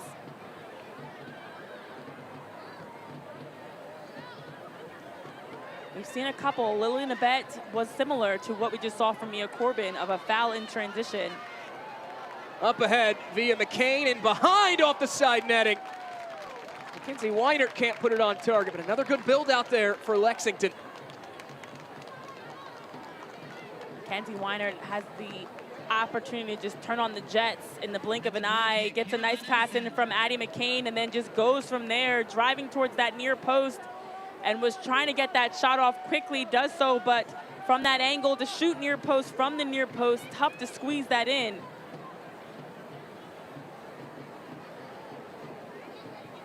We heard from Mackenzie Weinert just before both teams went into the halftime locker room, as Sydney Martinez will have the goal kick to resume play. And she had talked about Lexington having a lot of room to move in those wide areas. That is a trend that has carried over into the second 45 minutes. And that speed that Lexington presents on the outsides, it's going to be hard for Carolina to just truly take that away from Lexington. And that's something that Lexington's doing well of, possessing in front, keeping it working around, and then making that one pass, that breaks Carolina's line of pressure, and then they're off to the races.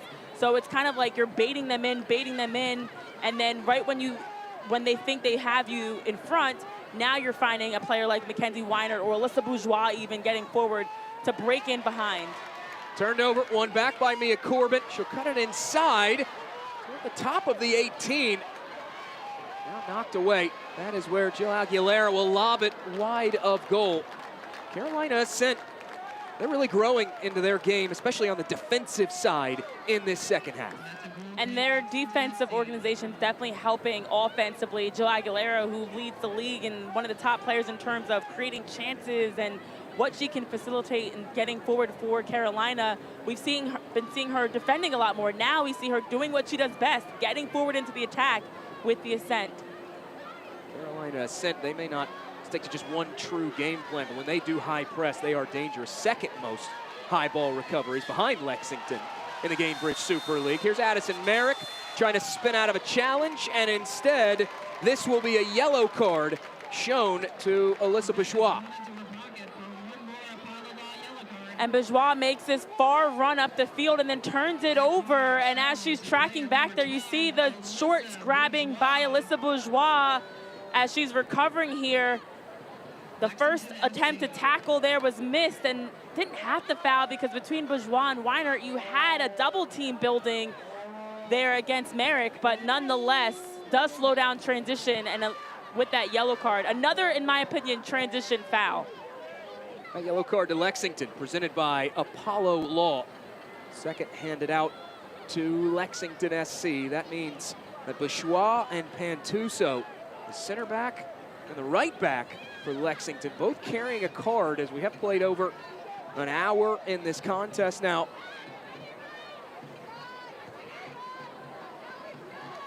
That's where you have to be very smart. I mean, Carolina has two midfielders with a yellow card in Abet and Corbin.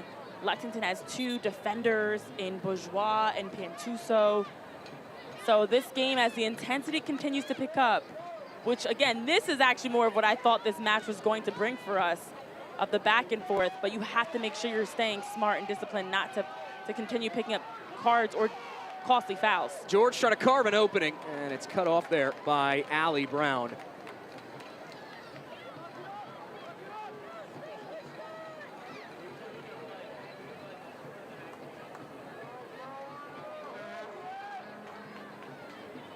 Addison Merrick will back up right up against that wall, deep in toward this final third. For the long toss back into play. Lexington is there, and that will be headed away. And it'll stay on this end for a throw in to Carolina Ascent. Second effort now. We're back to the well. It is Merrick and Carolina. And the same result. Now the pass back flubbed, and that will be a turnover. Change of possession will occur via the throw in. Blue Cross North Carolina is the official health insurance provider of Carolina Ascent FC. Blue Cross NC makes health insurance easy. Discover employer, individual, family, Medicare, and Medicaid plans from Blue Cross NC. Better care starts here.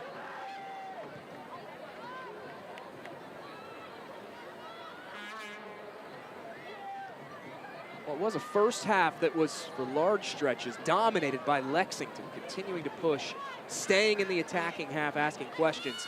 It's been almost a 180 in this second half.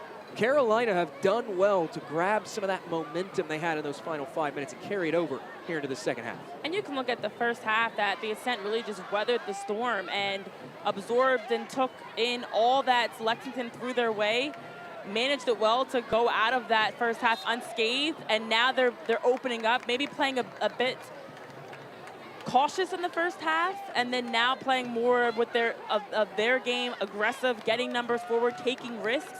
And it's paid off tremendously. This game is drastically, to your point, changed, Jake, and just opened up for the Ascent to have more chances to get forward, too. Some issues, though, playing out of the back for Carolina Ascent. Spurred on by Addie McCain. Brown.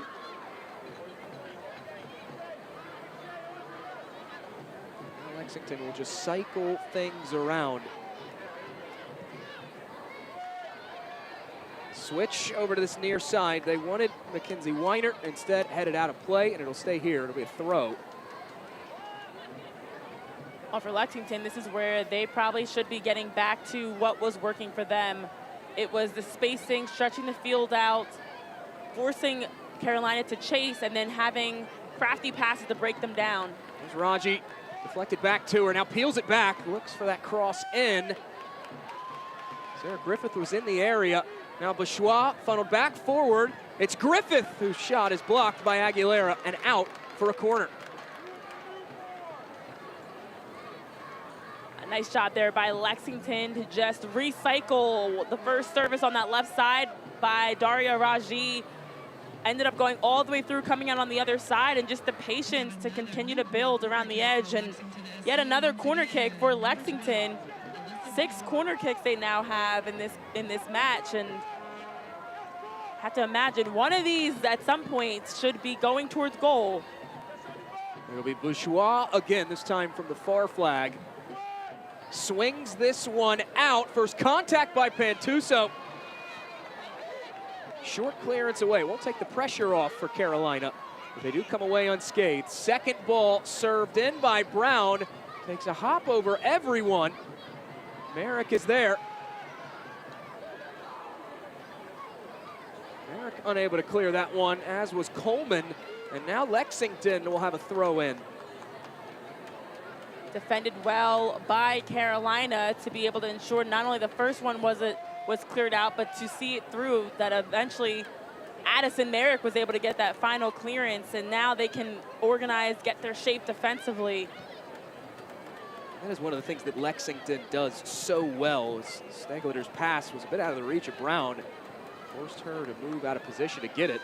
Now Weinert under duress, but when they're able to pin teams deep in those moments, whether it be off a set piece, even if they don't score off of it, their ability to keep that ball on that half of the midfield line, a real game breaker trait that Kosuke Kimura's bunch has developed this season. We'll get a whistle here, and that will wash out the opportunity for Lexington, though.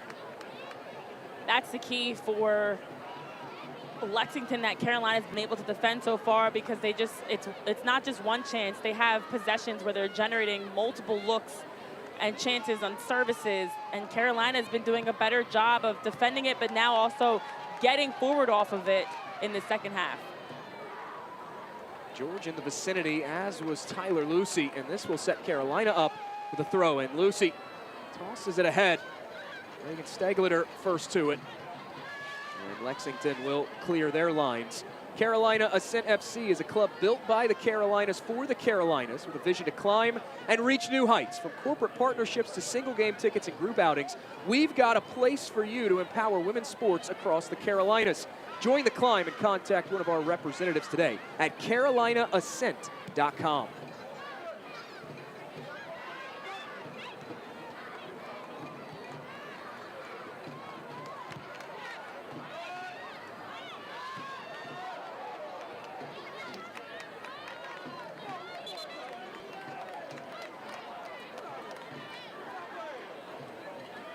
That ball will go out, and Carolina will make a double change here. First changes of the night for either side. Taylor Porter will come on, joined by Emily Morris, the former Wake Forest Demon Deacon.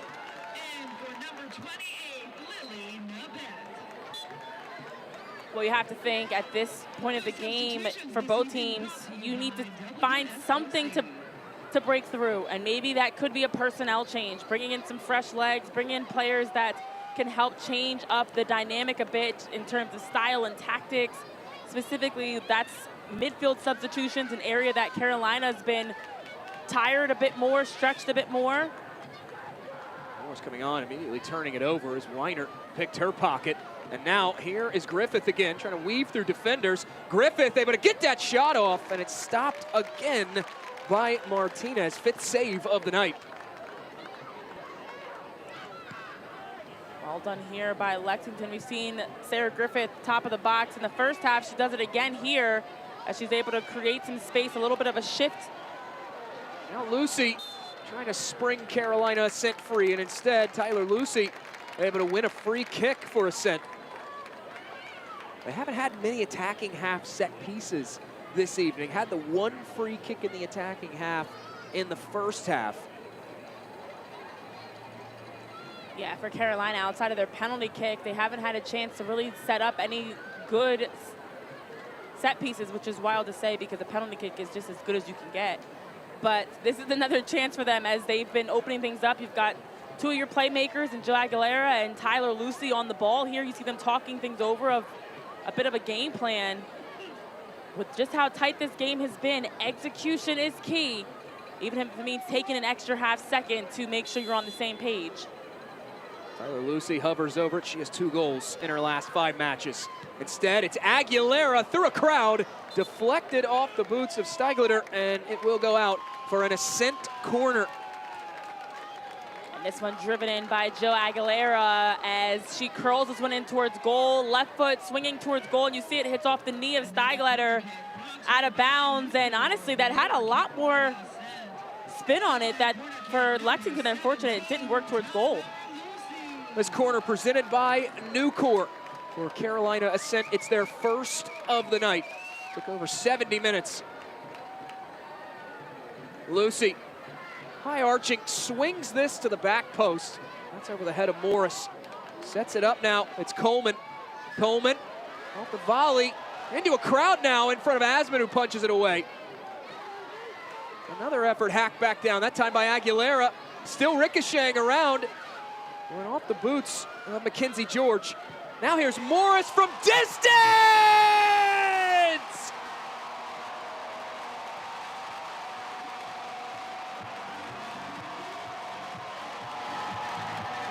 Subbing on and making an impact. A rocket from Emily Morris. And Carolina Ascent have the lead, 1-0.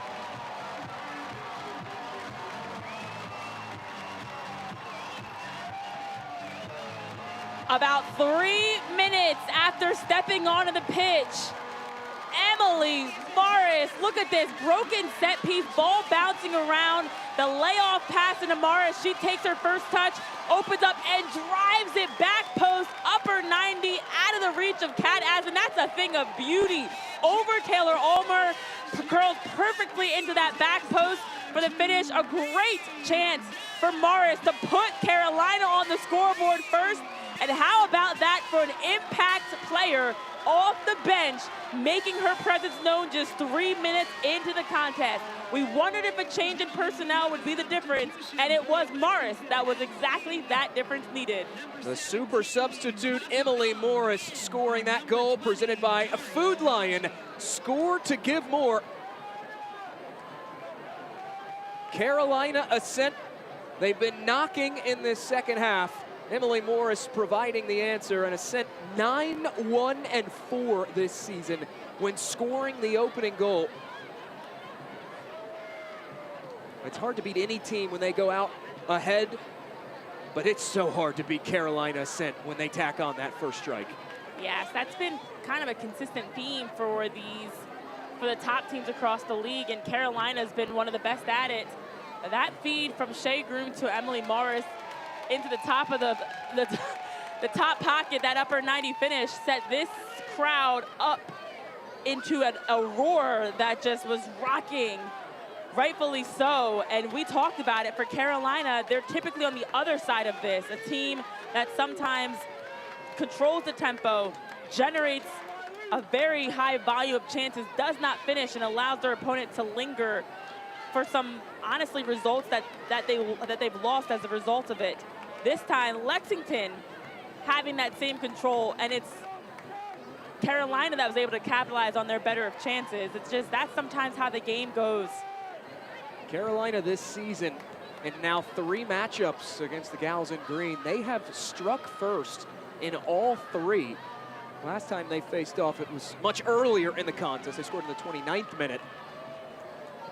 Kosuke Kimura for Lexington over on those touchlines. One thing he told us before their match against DC, it's been a message he's tried to preach to his team, who he feels like has had some of the same struggles as Carolina in terms of creating a lot of chances but not finishing them.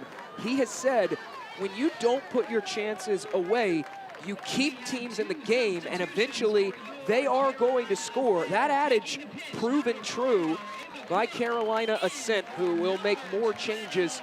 Riley Parker will come on. Ava Cook will also come on, the former Chicago Stars forward. Well, you're exactly right about that sentiment for head coach Kosuke Kimura, because in soccer, that's the cool aspect of this sport that we love and hate. If you are in the driver's seat, controlling tempo, we talked about all the numbers, the better of possession, the better of passes in the final third, the accuracy, everything statistically going Lexington's way, but still 0-0. And that gives a team, in this situation, it's Carolina, so much hope that they are not playing well, but they're still in it. And they know it only takes that one play to change momentum. So we're seeing it play out right now, but still a lot of time left. Anything can happen. Carolina now needs to continue to play at this high level to protect this 1-goal lead. Great awareness there from Jenna Butler. Saw that Lexington wanted to pick out that far channel and a ball through and knocked it down. That's what she's brought to this team. Jenna Butler, the Virginia native. She's no stranger to Carolina Ascent. Spent 15 matches with Ascent last year. Signed mid-season, played for their USLW League side back in 2024 under the direction of current assistant coach Erica Duncan.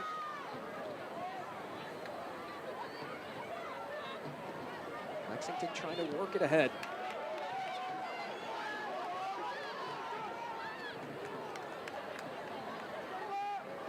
Well, give credit to Carolina, because the second half has been a lot more evenly matched. They've created a number of shots. They've been, although still outpossessed, we talked about it, the energy's been higher, the opportunities to get forward, they've generated the corner, the set piece, just creating a lot more in the second half. And then to be able to put one away on top of that, that's well executed for those halftime adjustments for the Ascent. Now the focus shifts to defending this lead if you're Carolina Ascent. They've shown their defensive prowess tonight, especially in that first half. They really had to batten down the hatches. Withstood a lot of pressure from Lexington, who they've been good on the road. They're the only team in the Gainbridge Super League that's yet to lose a road fixture this year. They're looking to make history. A win, if they can get it, would clinch them a spot in the playoffs. And they're one of the best second half goal scoring teams in the Gainbridge Super League. And then a stunning goal by Emily Morris and Carolina changes all of that. So definitely a good amount of time left. And right now we are seeing more and more from Carolina. Ball at their feet, connecting passes, taking their time, keeping it. It's been an absolute difference in this second half for them, just to match and then raise their level, I should say, of what Lexington's been bringing. The chance creation for Lexington SC as Kosuke Kimura looks on there on the left side of your screen. That man feels like it's been very stout these last 5-6 games. He's just been preaching to them, play our game and the goals will come. Haven't come yet tonight as Morris trying to call the shots now. She's the goal scorer. Lifts it in behind now for Ascent and Mackenzie George. George stops. George looking for the service in toward Asman, who cuts that one off. Well, it all started with a nice three-player combination on that near sideline for Carolina to build up, just establishing those triangles, quick passes to be able to connect and break through Lexington. And to be honest, things have not only changed in the sense of the scoreboard of the 1-0 lead, but right now it feels like Lexington's a bit flat. We haven't seen as much from them. It's been a bit more of Carolina just controlling the tempo, and that goal might have really deflated in some ways the play of Lexington, because they've been sitting back defending a lot more and caught on their heels. On the turn, it's Lucy. Driven ahead now, Addison Merrick. Merrick going for it, and that will go sailing wide of the target.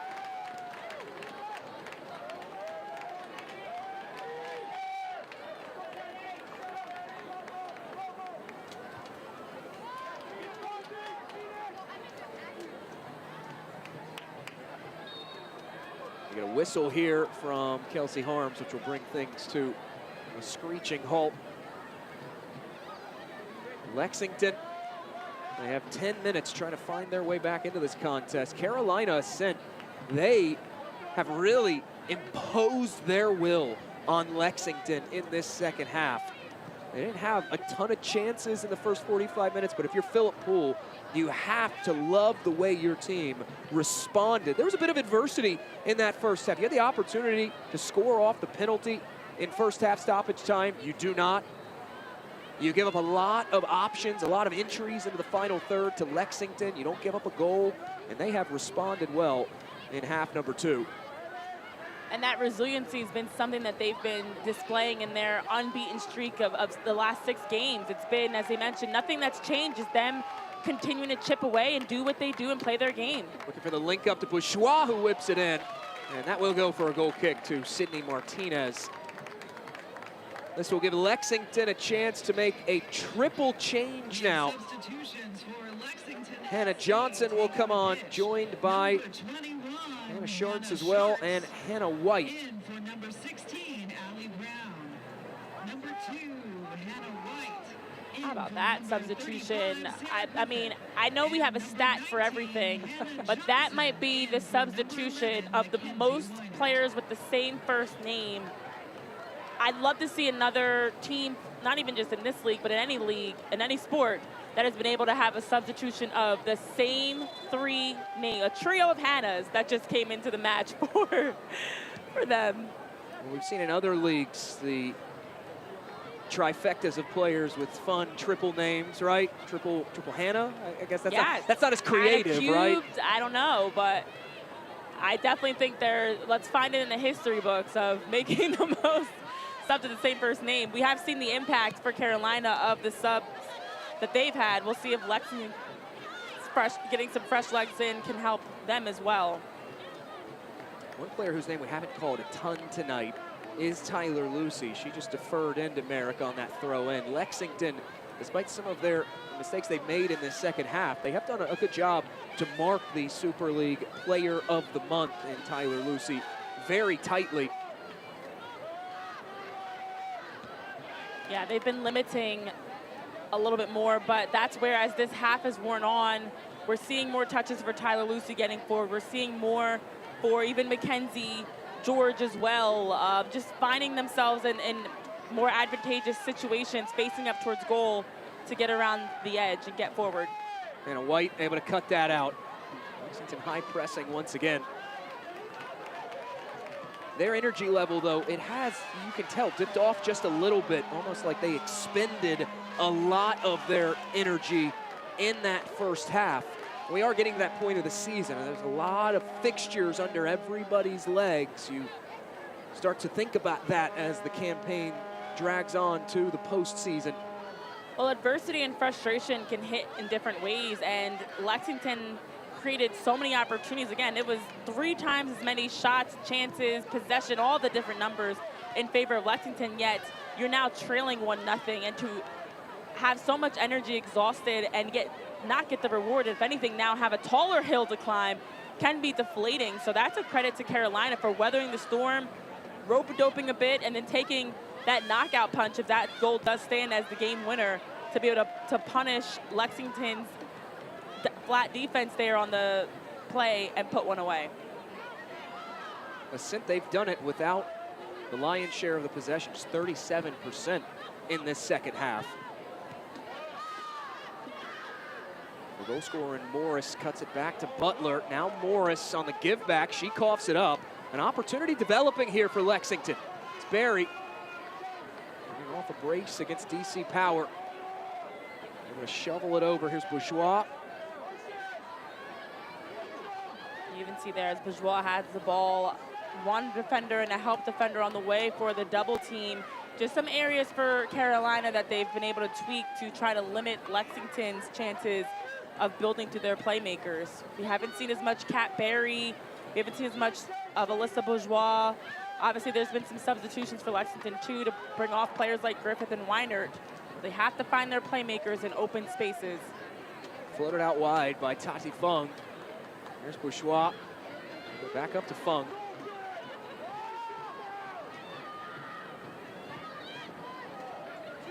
Funnel back forward now. Here's Johnson. Has some support to her left. Elects to peel it over. Here's Stegleter. Stegleter fires it through the middle, falls out the other side. Worked back along and cleared away by Carolina Ascent. Second ball rolled ahead now. This is Addie McCain. McCain elected to give it up. Bourgeois back to McCain now at the byline. Plays it central over the bar and out.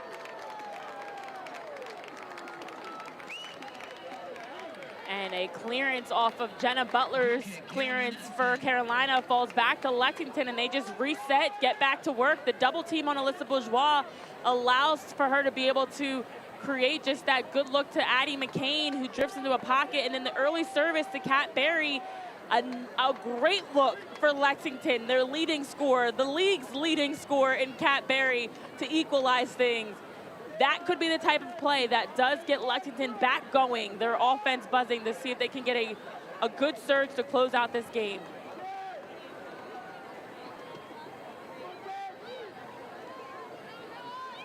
Stegleter will carry it forward now.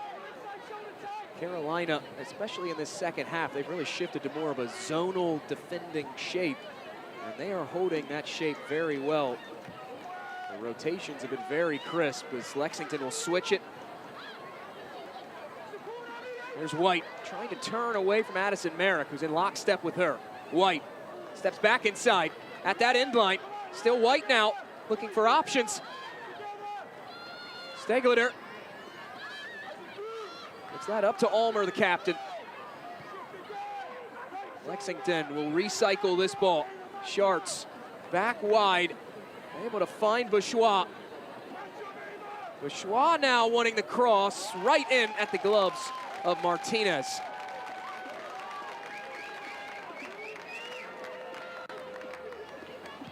Philip Pooley told us this week that Sydney Martinez, she's been so patient. She's bided her time in this organization since coming over, acknowledged that she had to sit behind Megan McClellan for a good chunk of the season. McClellan 16 starts in net this year for this Carolina Ascent side, but Poole told us that since jumping in as a starter, Martinez has been nothing but great. She's done it all tonight. Good saves, cutting out crosses, distributions.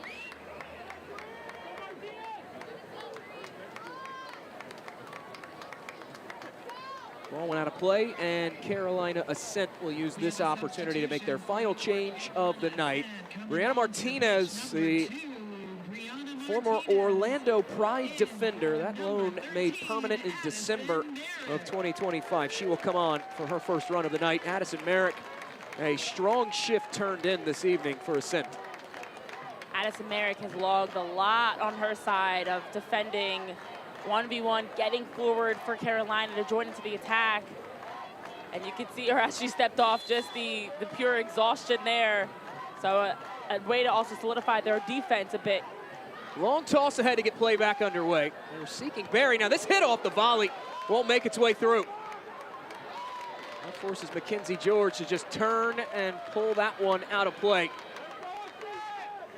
Good idea there by Taylor Almer to try to hit that first time for Almer to have a chance. If that connects on frame, could be trouble.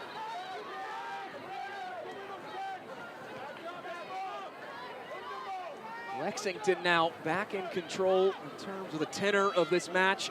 They have Carolina a bit back on their heels defensively, trying to pack it in and hold on as we get into the final minutes of this contest. Good combination here, trying to turn on it was Kat Berry and instead cleared away again.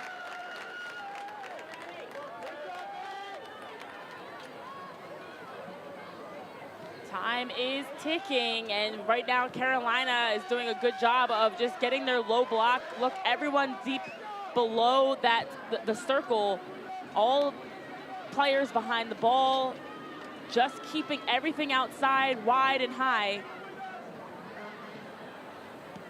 Pantuso drives it toward goal, and that one will go wide as we have crossed over the 89th minute now. And that's exactly what Carolina wants, just to be patient, keep Lexington from any penetrating passes or breaking in centrally, and you don't mind those longer range services, longer range passes. And I think for Coach Kimura and his group, I think he was actually just urging them there, like, keep going to get around the edge. Don't settle for the longer service. Try to get in behind, whether it's off the ball with a dribble or off the pass, to see if you can get in to a more dangerous, close combinations, close opportunities. Minimum of 3 minutes of stoppage time. 3 minutes of stoppage time presented by Blue Cross. Officially 3 minutes of stoppage time at the end of this contest, presented by Blue Cross Blue Shield.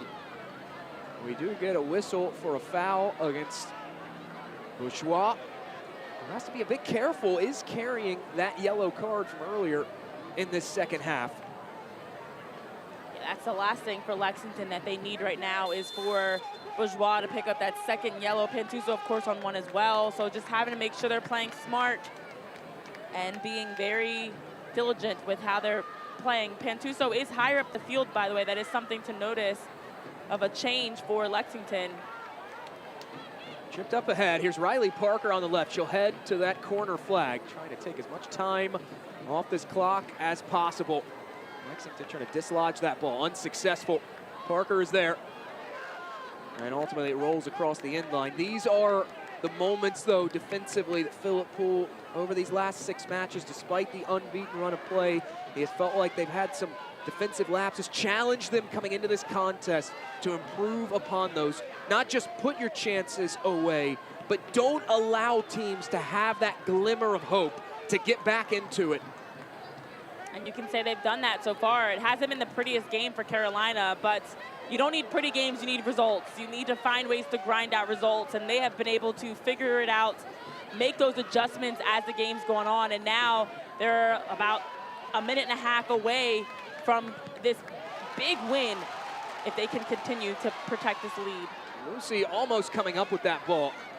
Thrown away by Sharks, and now time continuing to tick on Lexington.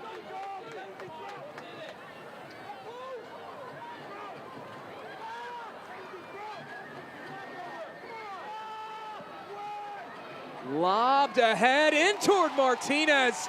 Makes the grab.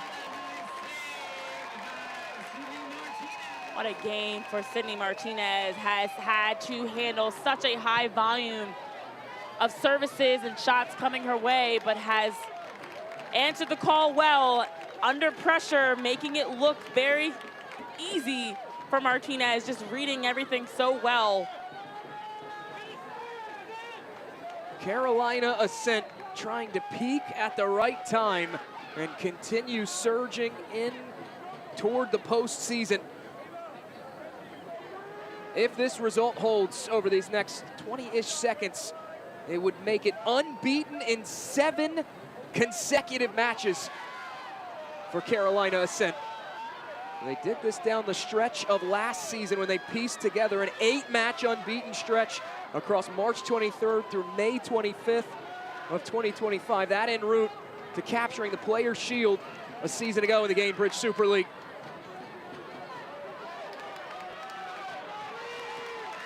Whipped over toward goal. And there is the whistle from Kelsey Harms. It is all over in Charlotte. Unbeaten in 7 are Carolina Ascent, upending Lexington 1-0. That is a massive win for Carolina Ascent. You look at that number that they've outscored their opponents 10-2 in this 7-match unbeaten streak. This one of the most important ones. Lexington unable to clinch a playoff spot with that loss, and then also for Carolina as they're still battling to lock in a playoff spot of their own. This is huge for standings, huge for even just the belief and confidence to rally for a win like this at home, where you may have been outplayed at stretches and find a way to get the results. This is the type of culture building, chemistry building result for a group.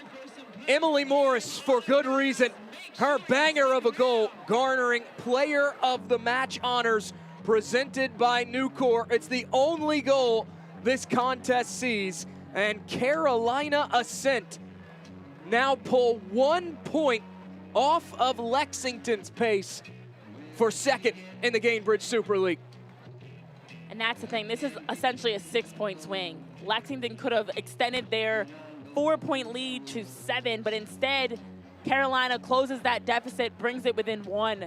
This is massive, controlling what you can control to get a win and grind out a result at this stretch of the season. Well done by Carolina.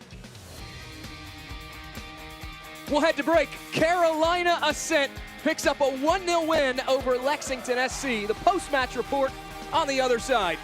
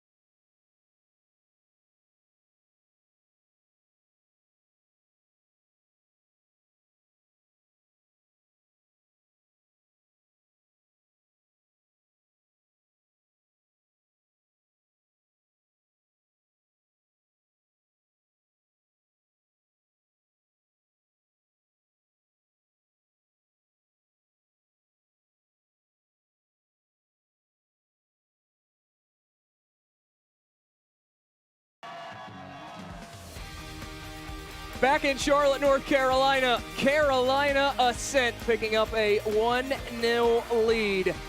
This match presented by Sunbelt Rentals, and in moments we will be joined by a significantly more damp Emily Morris than who we saw just a few minutes ago down on the pitch. And Emily, You score that goal that breaks the deadlock. What are you seeing there as that play is developing? I mean, I don't even know. I just came on the field and someone laid it off. Shea laid it off to me at the top of the box. And I'm very left-footed. And so I saw the top corner and I was like, might as well try. Emily, with playoff implications on the line in this 2 versus 3 matchup, how would you describe this moment at home? We just saw you get doused by your teammates. How would you describe this feeling of getting this win? Oh my gosh, this has got to be like top 2 best moments of my life. My first pro goal, so I'm very happy. Emily, thank you so much for your time and congratulations on your first pro goal. Thank you so much. Bye. Emily Morris, the goal scorer, and as we show you our full-time highlights presented by Sunbelt Rentals, there were more action than just the 1 goal scored, Renee. Lots of action along the way. Tyler Lucy working down the right flank, draws that handball off of Allie Brown, and then Mia Corbin's penalty kick saved by Kat Asman in the final minute of the first half. That's how we closed out the first half of action with a tremendous save by Kat Asman. Scoreless into the second half we go, and it's at the 72-minute mark that the ball's bouncing around the box for Carolina Ascent. Staying on it, staying relentless. That one gets laid off beautifully, well done. Off the feed to Emily Morris, who goes to work and puts it away from there. And that was beautifully set up by Shea Groom to be able to find Emily Morris. And then top 90 we go. Top shelf first pro goal. Are you kidding me, Emily Morris? What an introduction to your first pro goal to finish a beauty like that. Our full-time stats presented by Sunbelt Rentals, and they really tell the full story. Lexington, 17 shots, 6 of them go on target, yet Kosuke Kimura's bunch just can't put one past Sydney Martinez. Outpossess, outshoot, 6 corner kicks to 1, but Carolina Ascent hangs on, gets better as the game goes on, the energy increases to create more shots and chances in the second half, and of course, it was that substitution of Emily Morris making the impact to get them the results. A hard-fought, gritty victory for Carolina Ascent on this Saturday evening. They upend Lexington 1-0. For producer Maria Ringo, director Juan Valenzuela, and my partner Renee Washington, I'm Jake Griffith saying so long from Charlotte, North Carolina. Carolina are ascending, unbeaten in 8.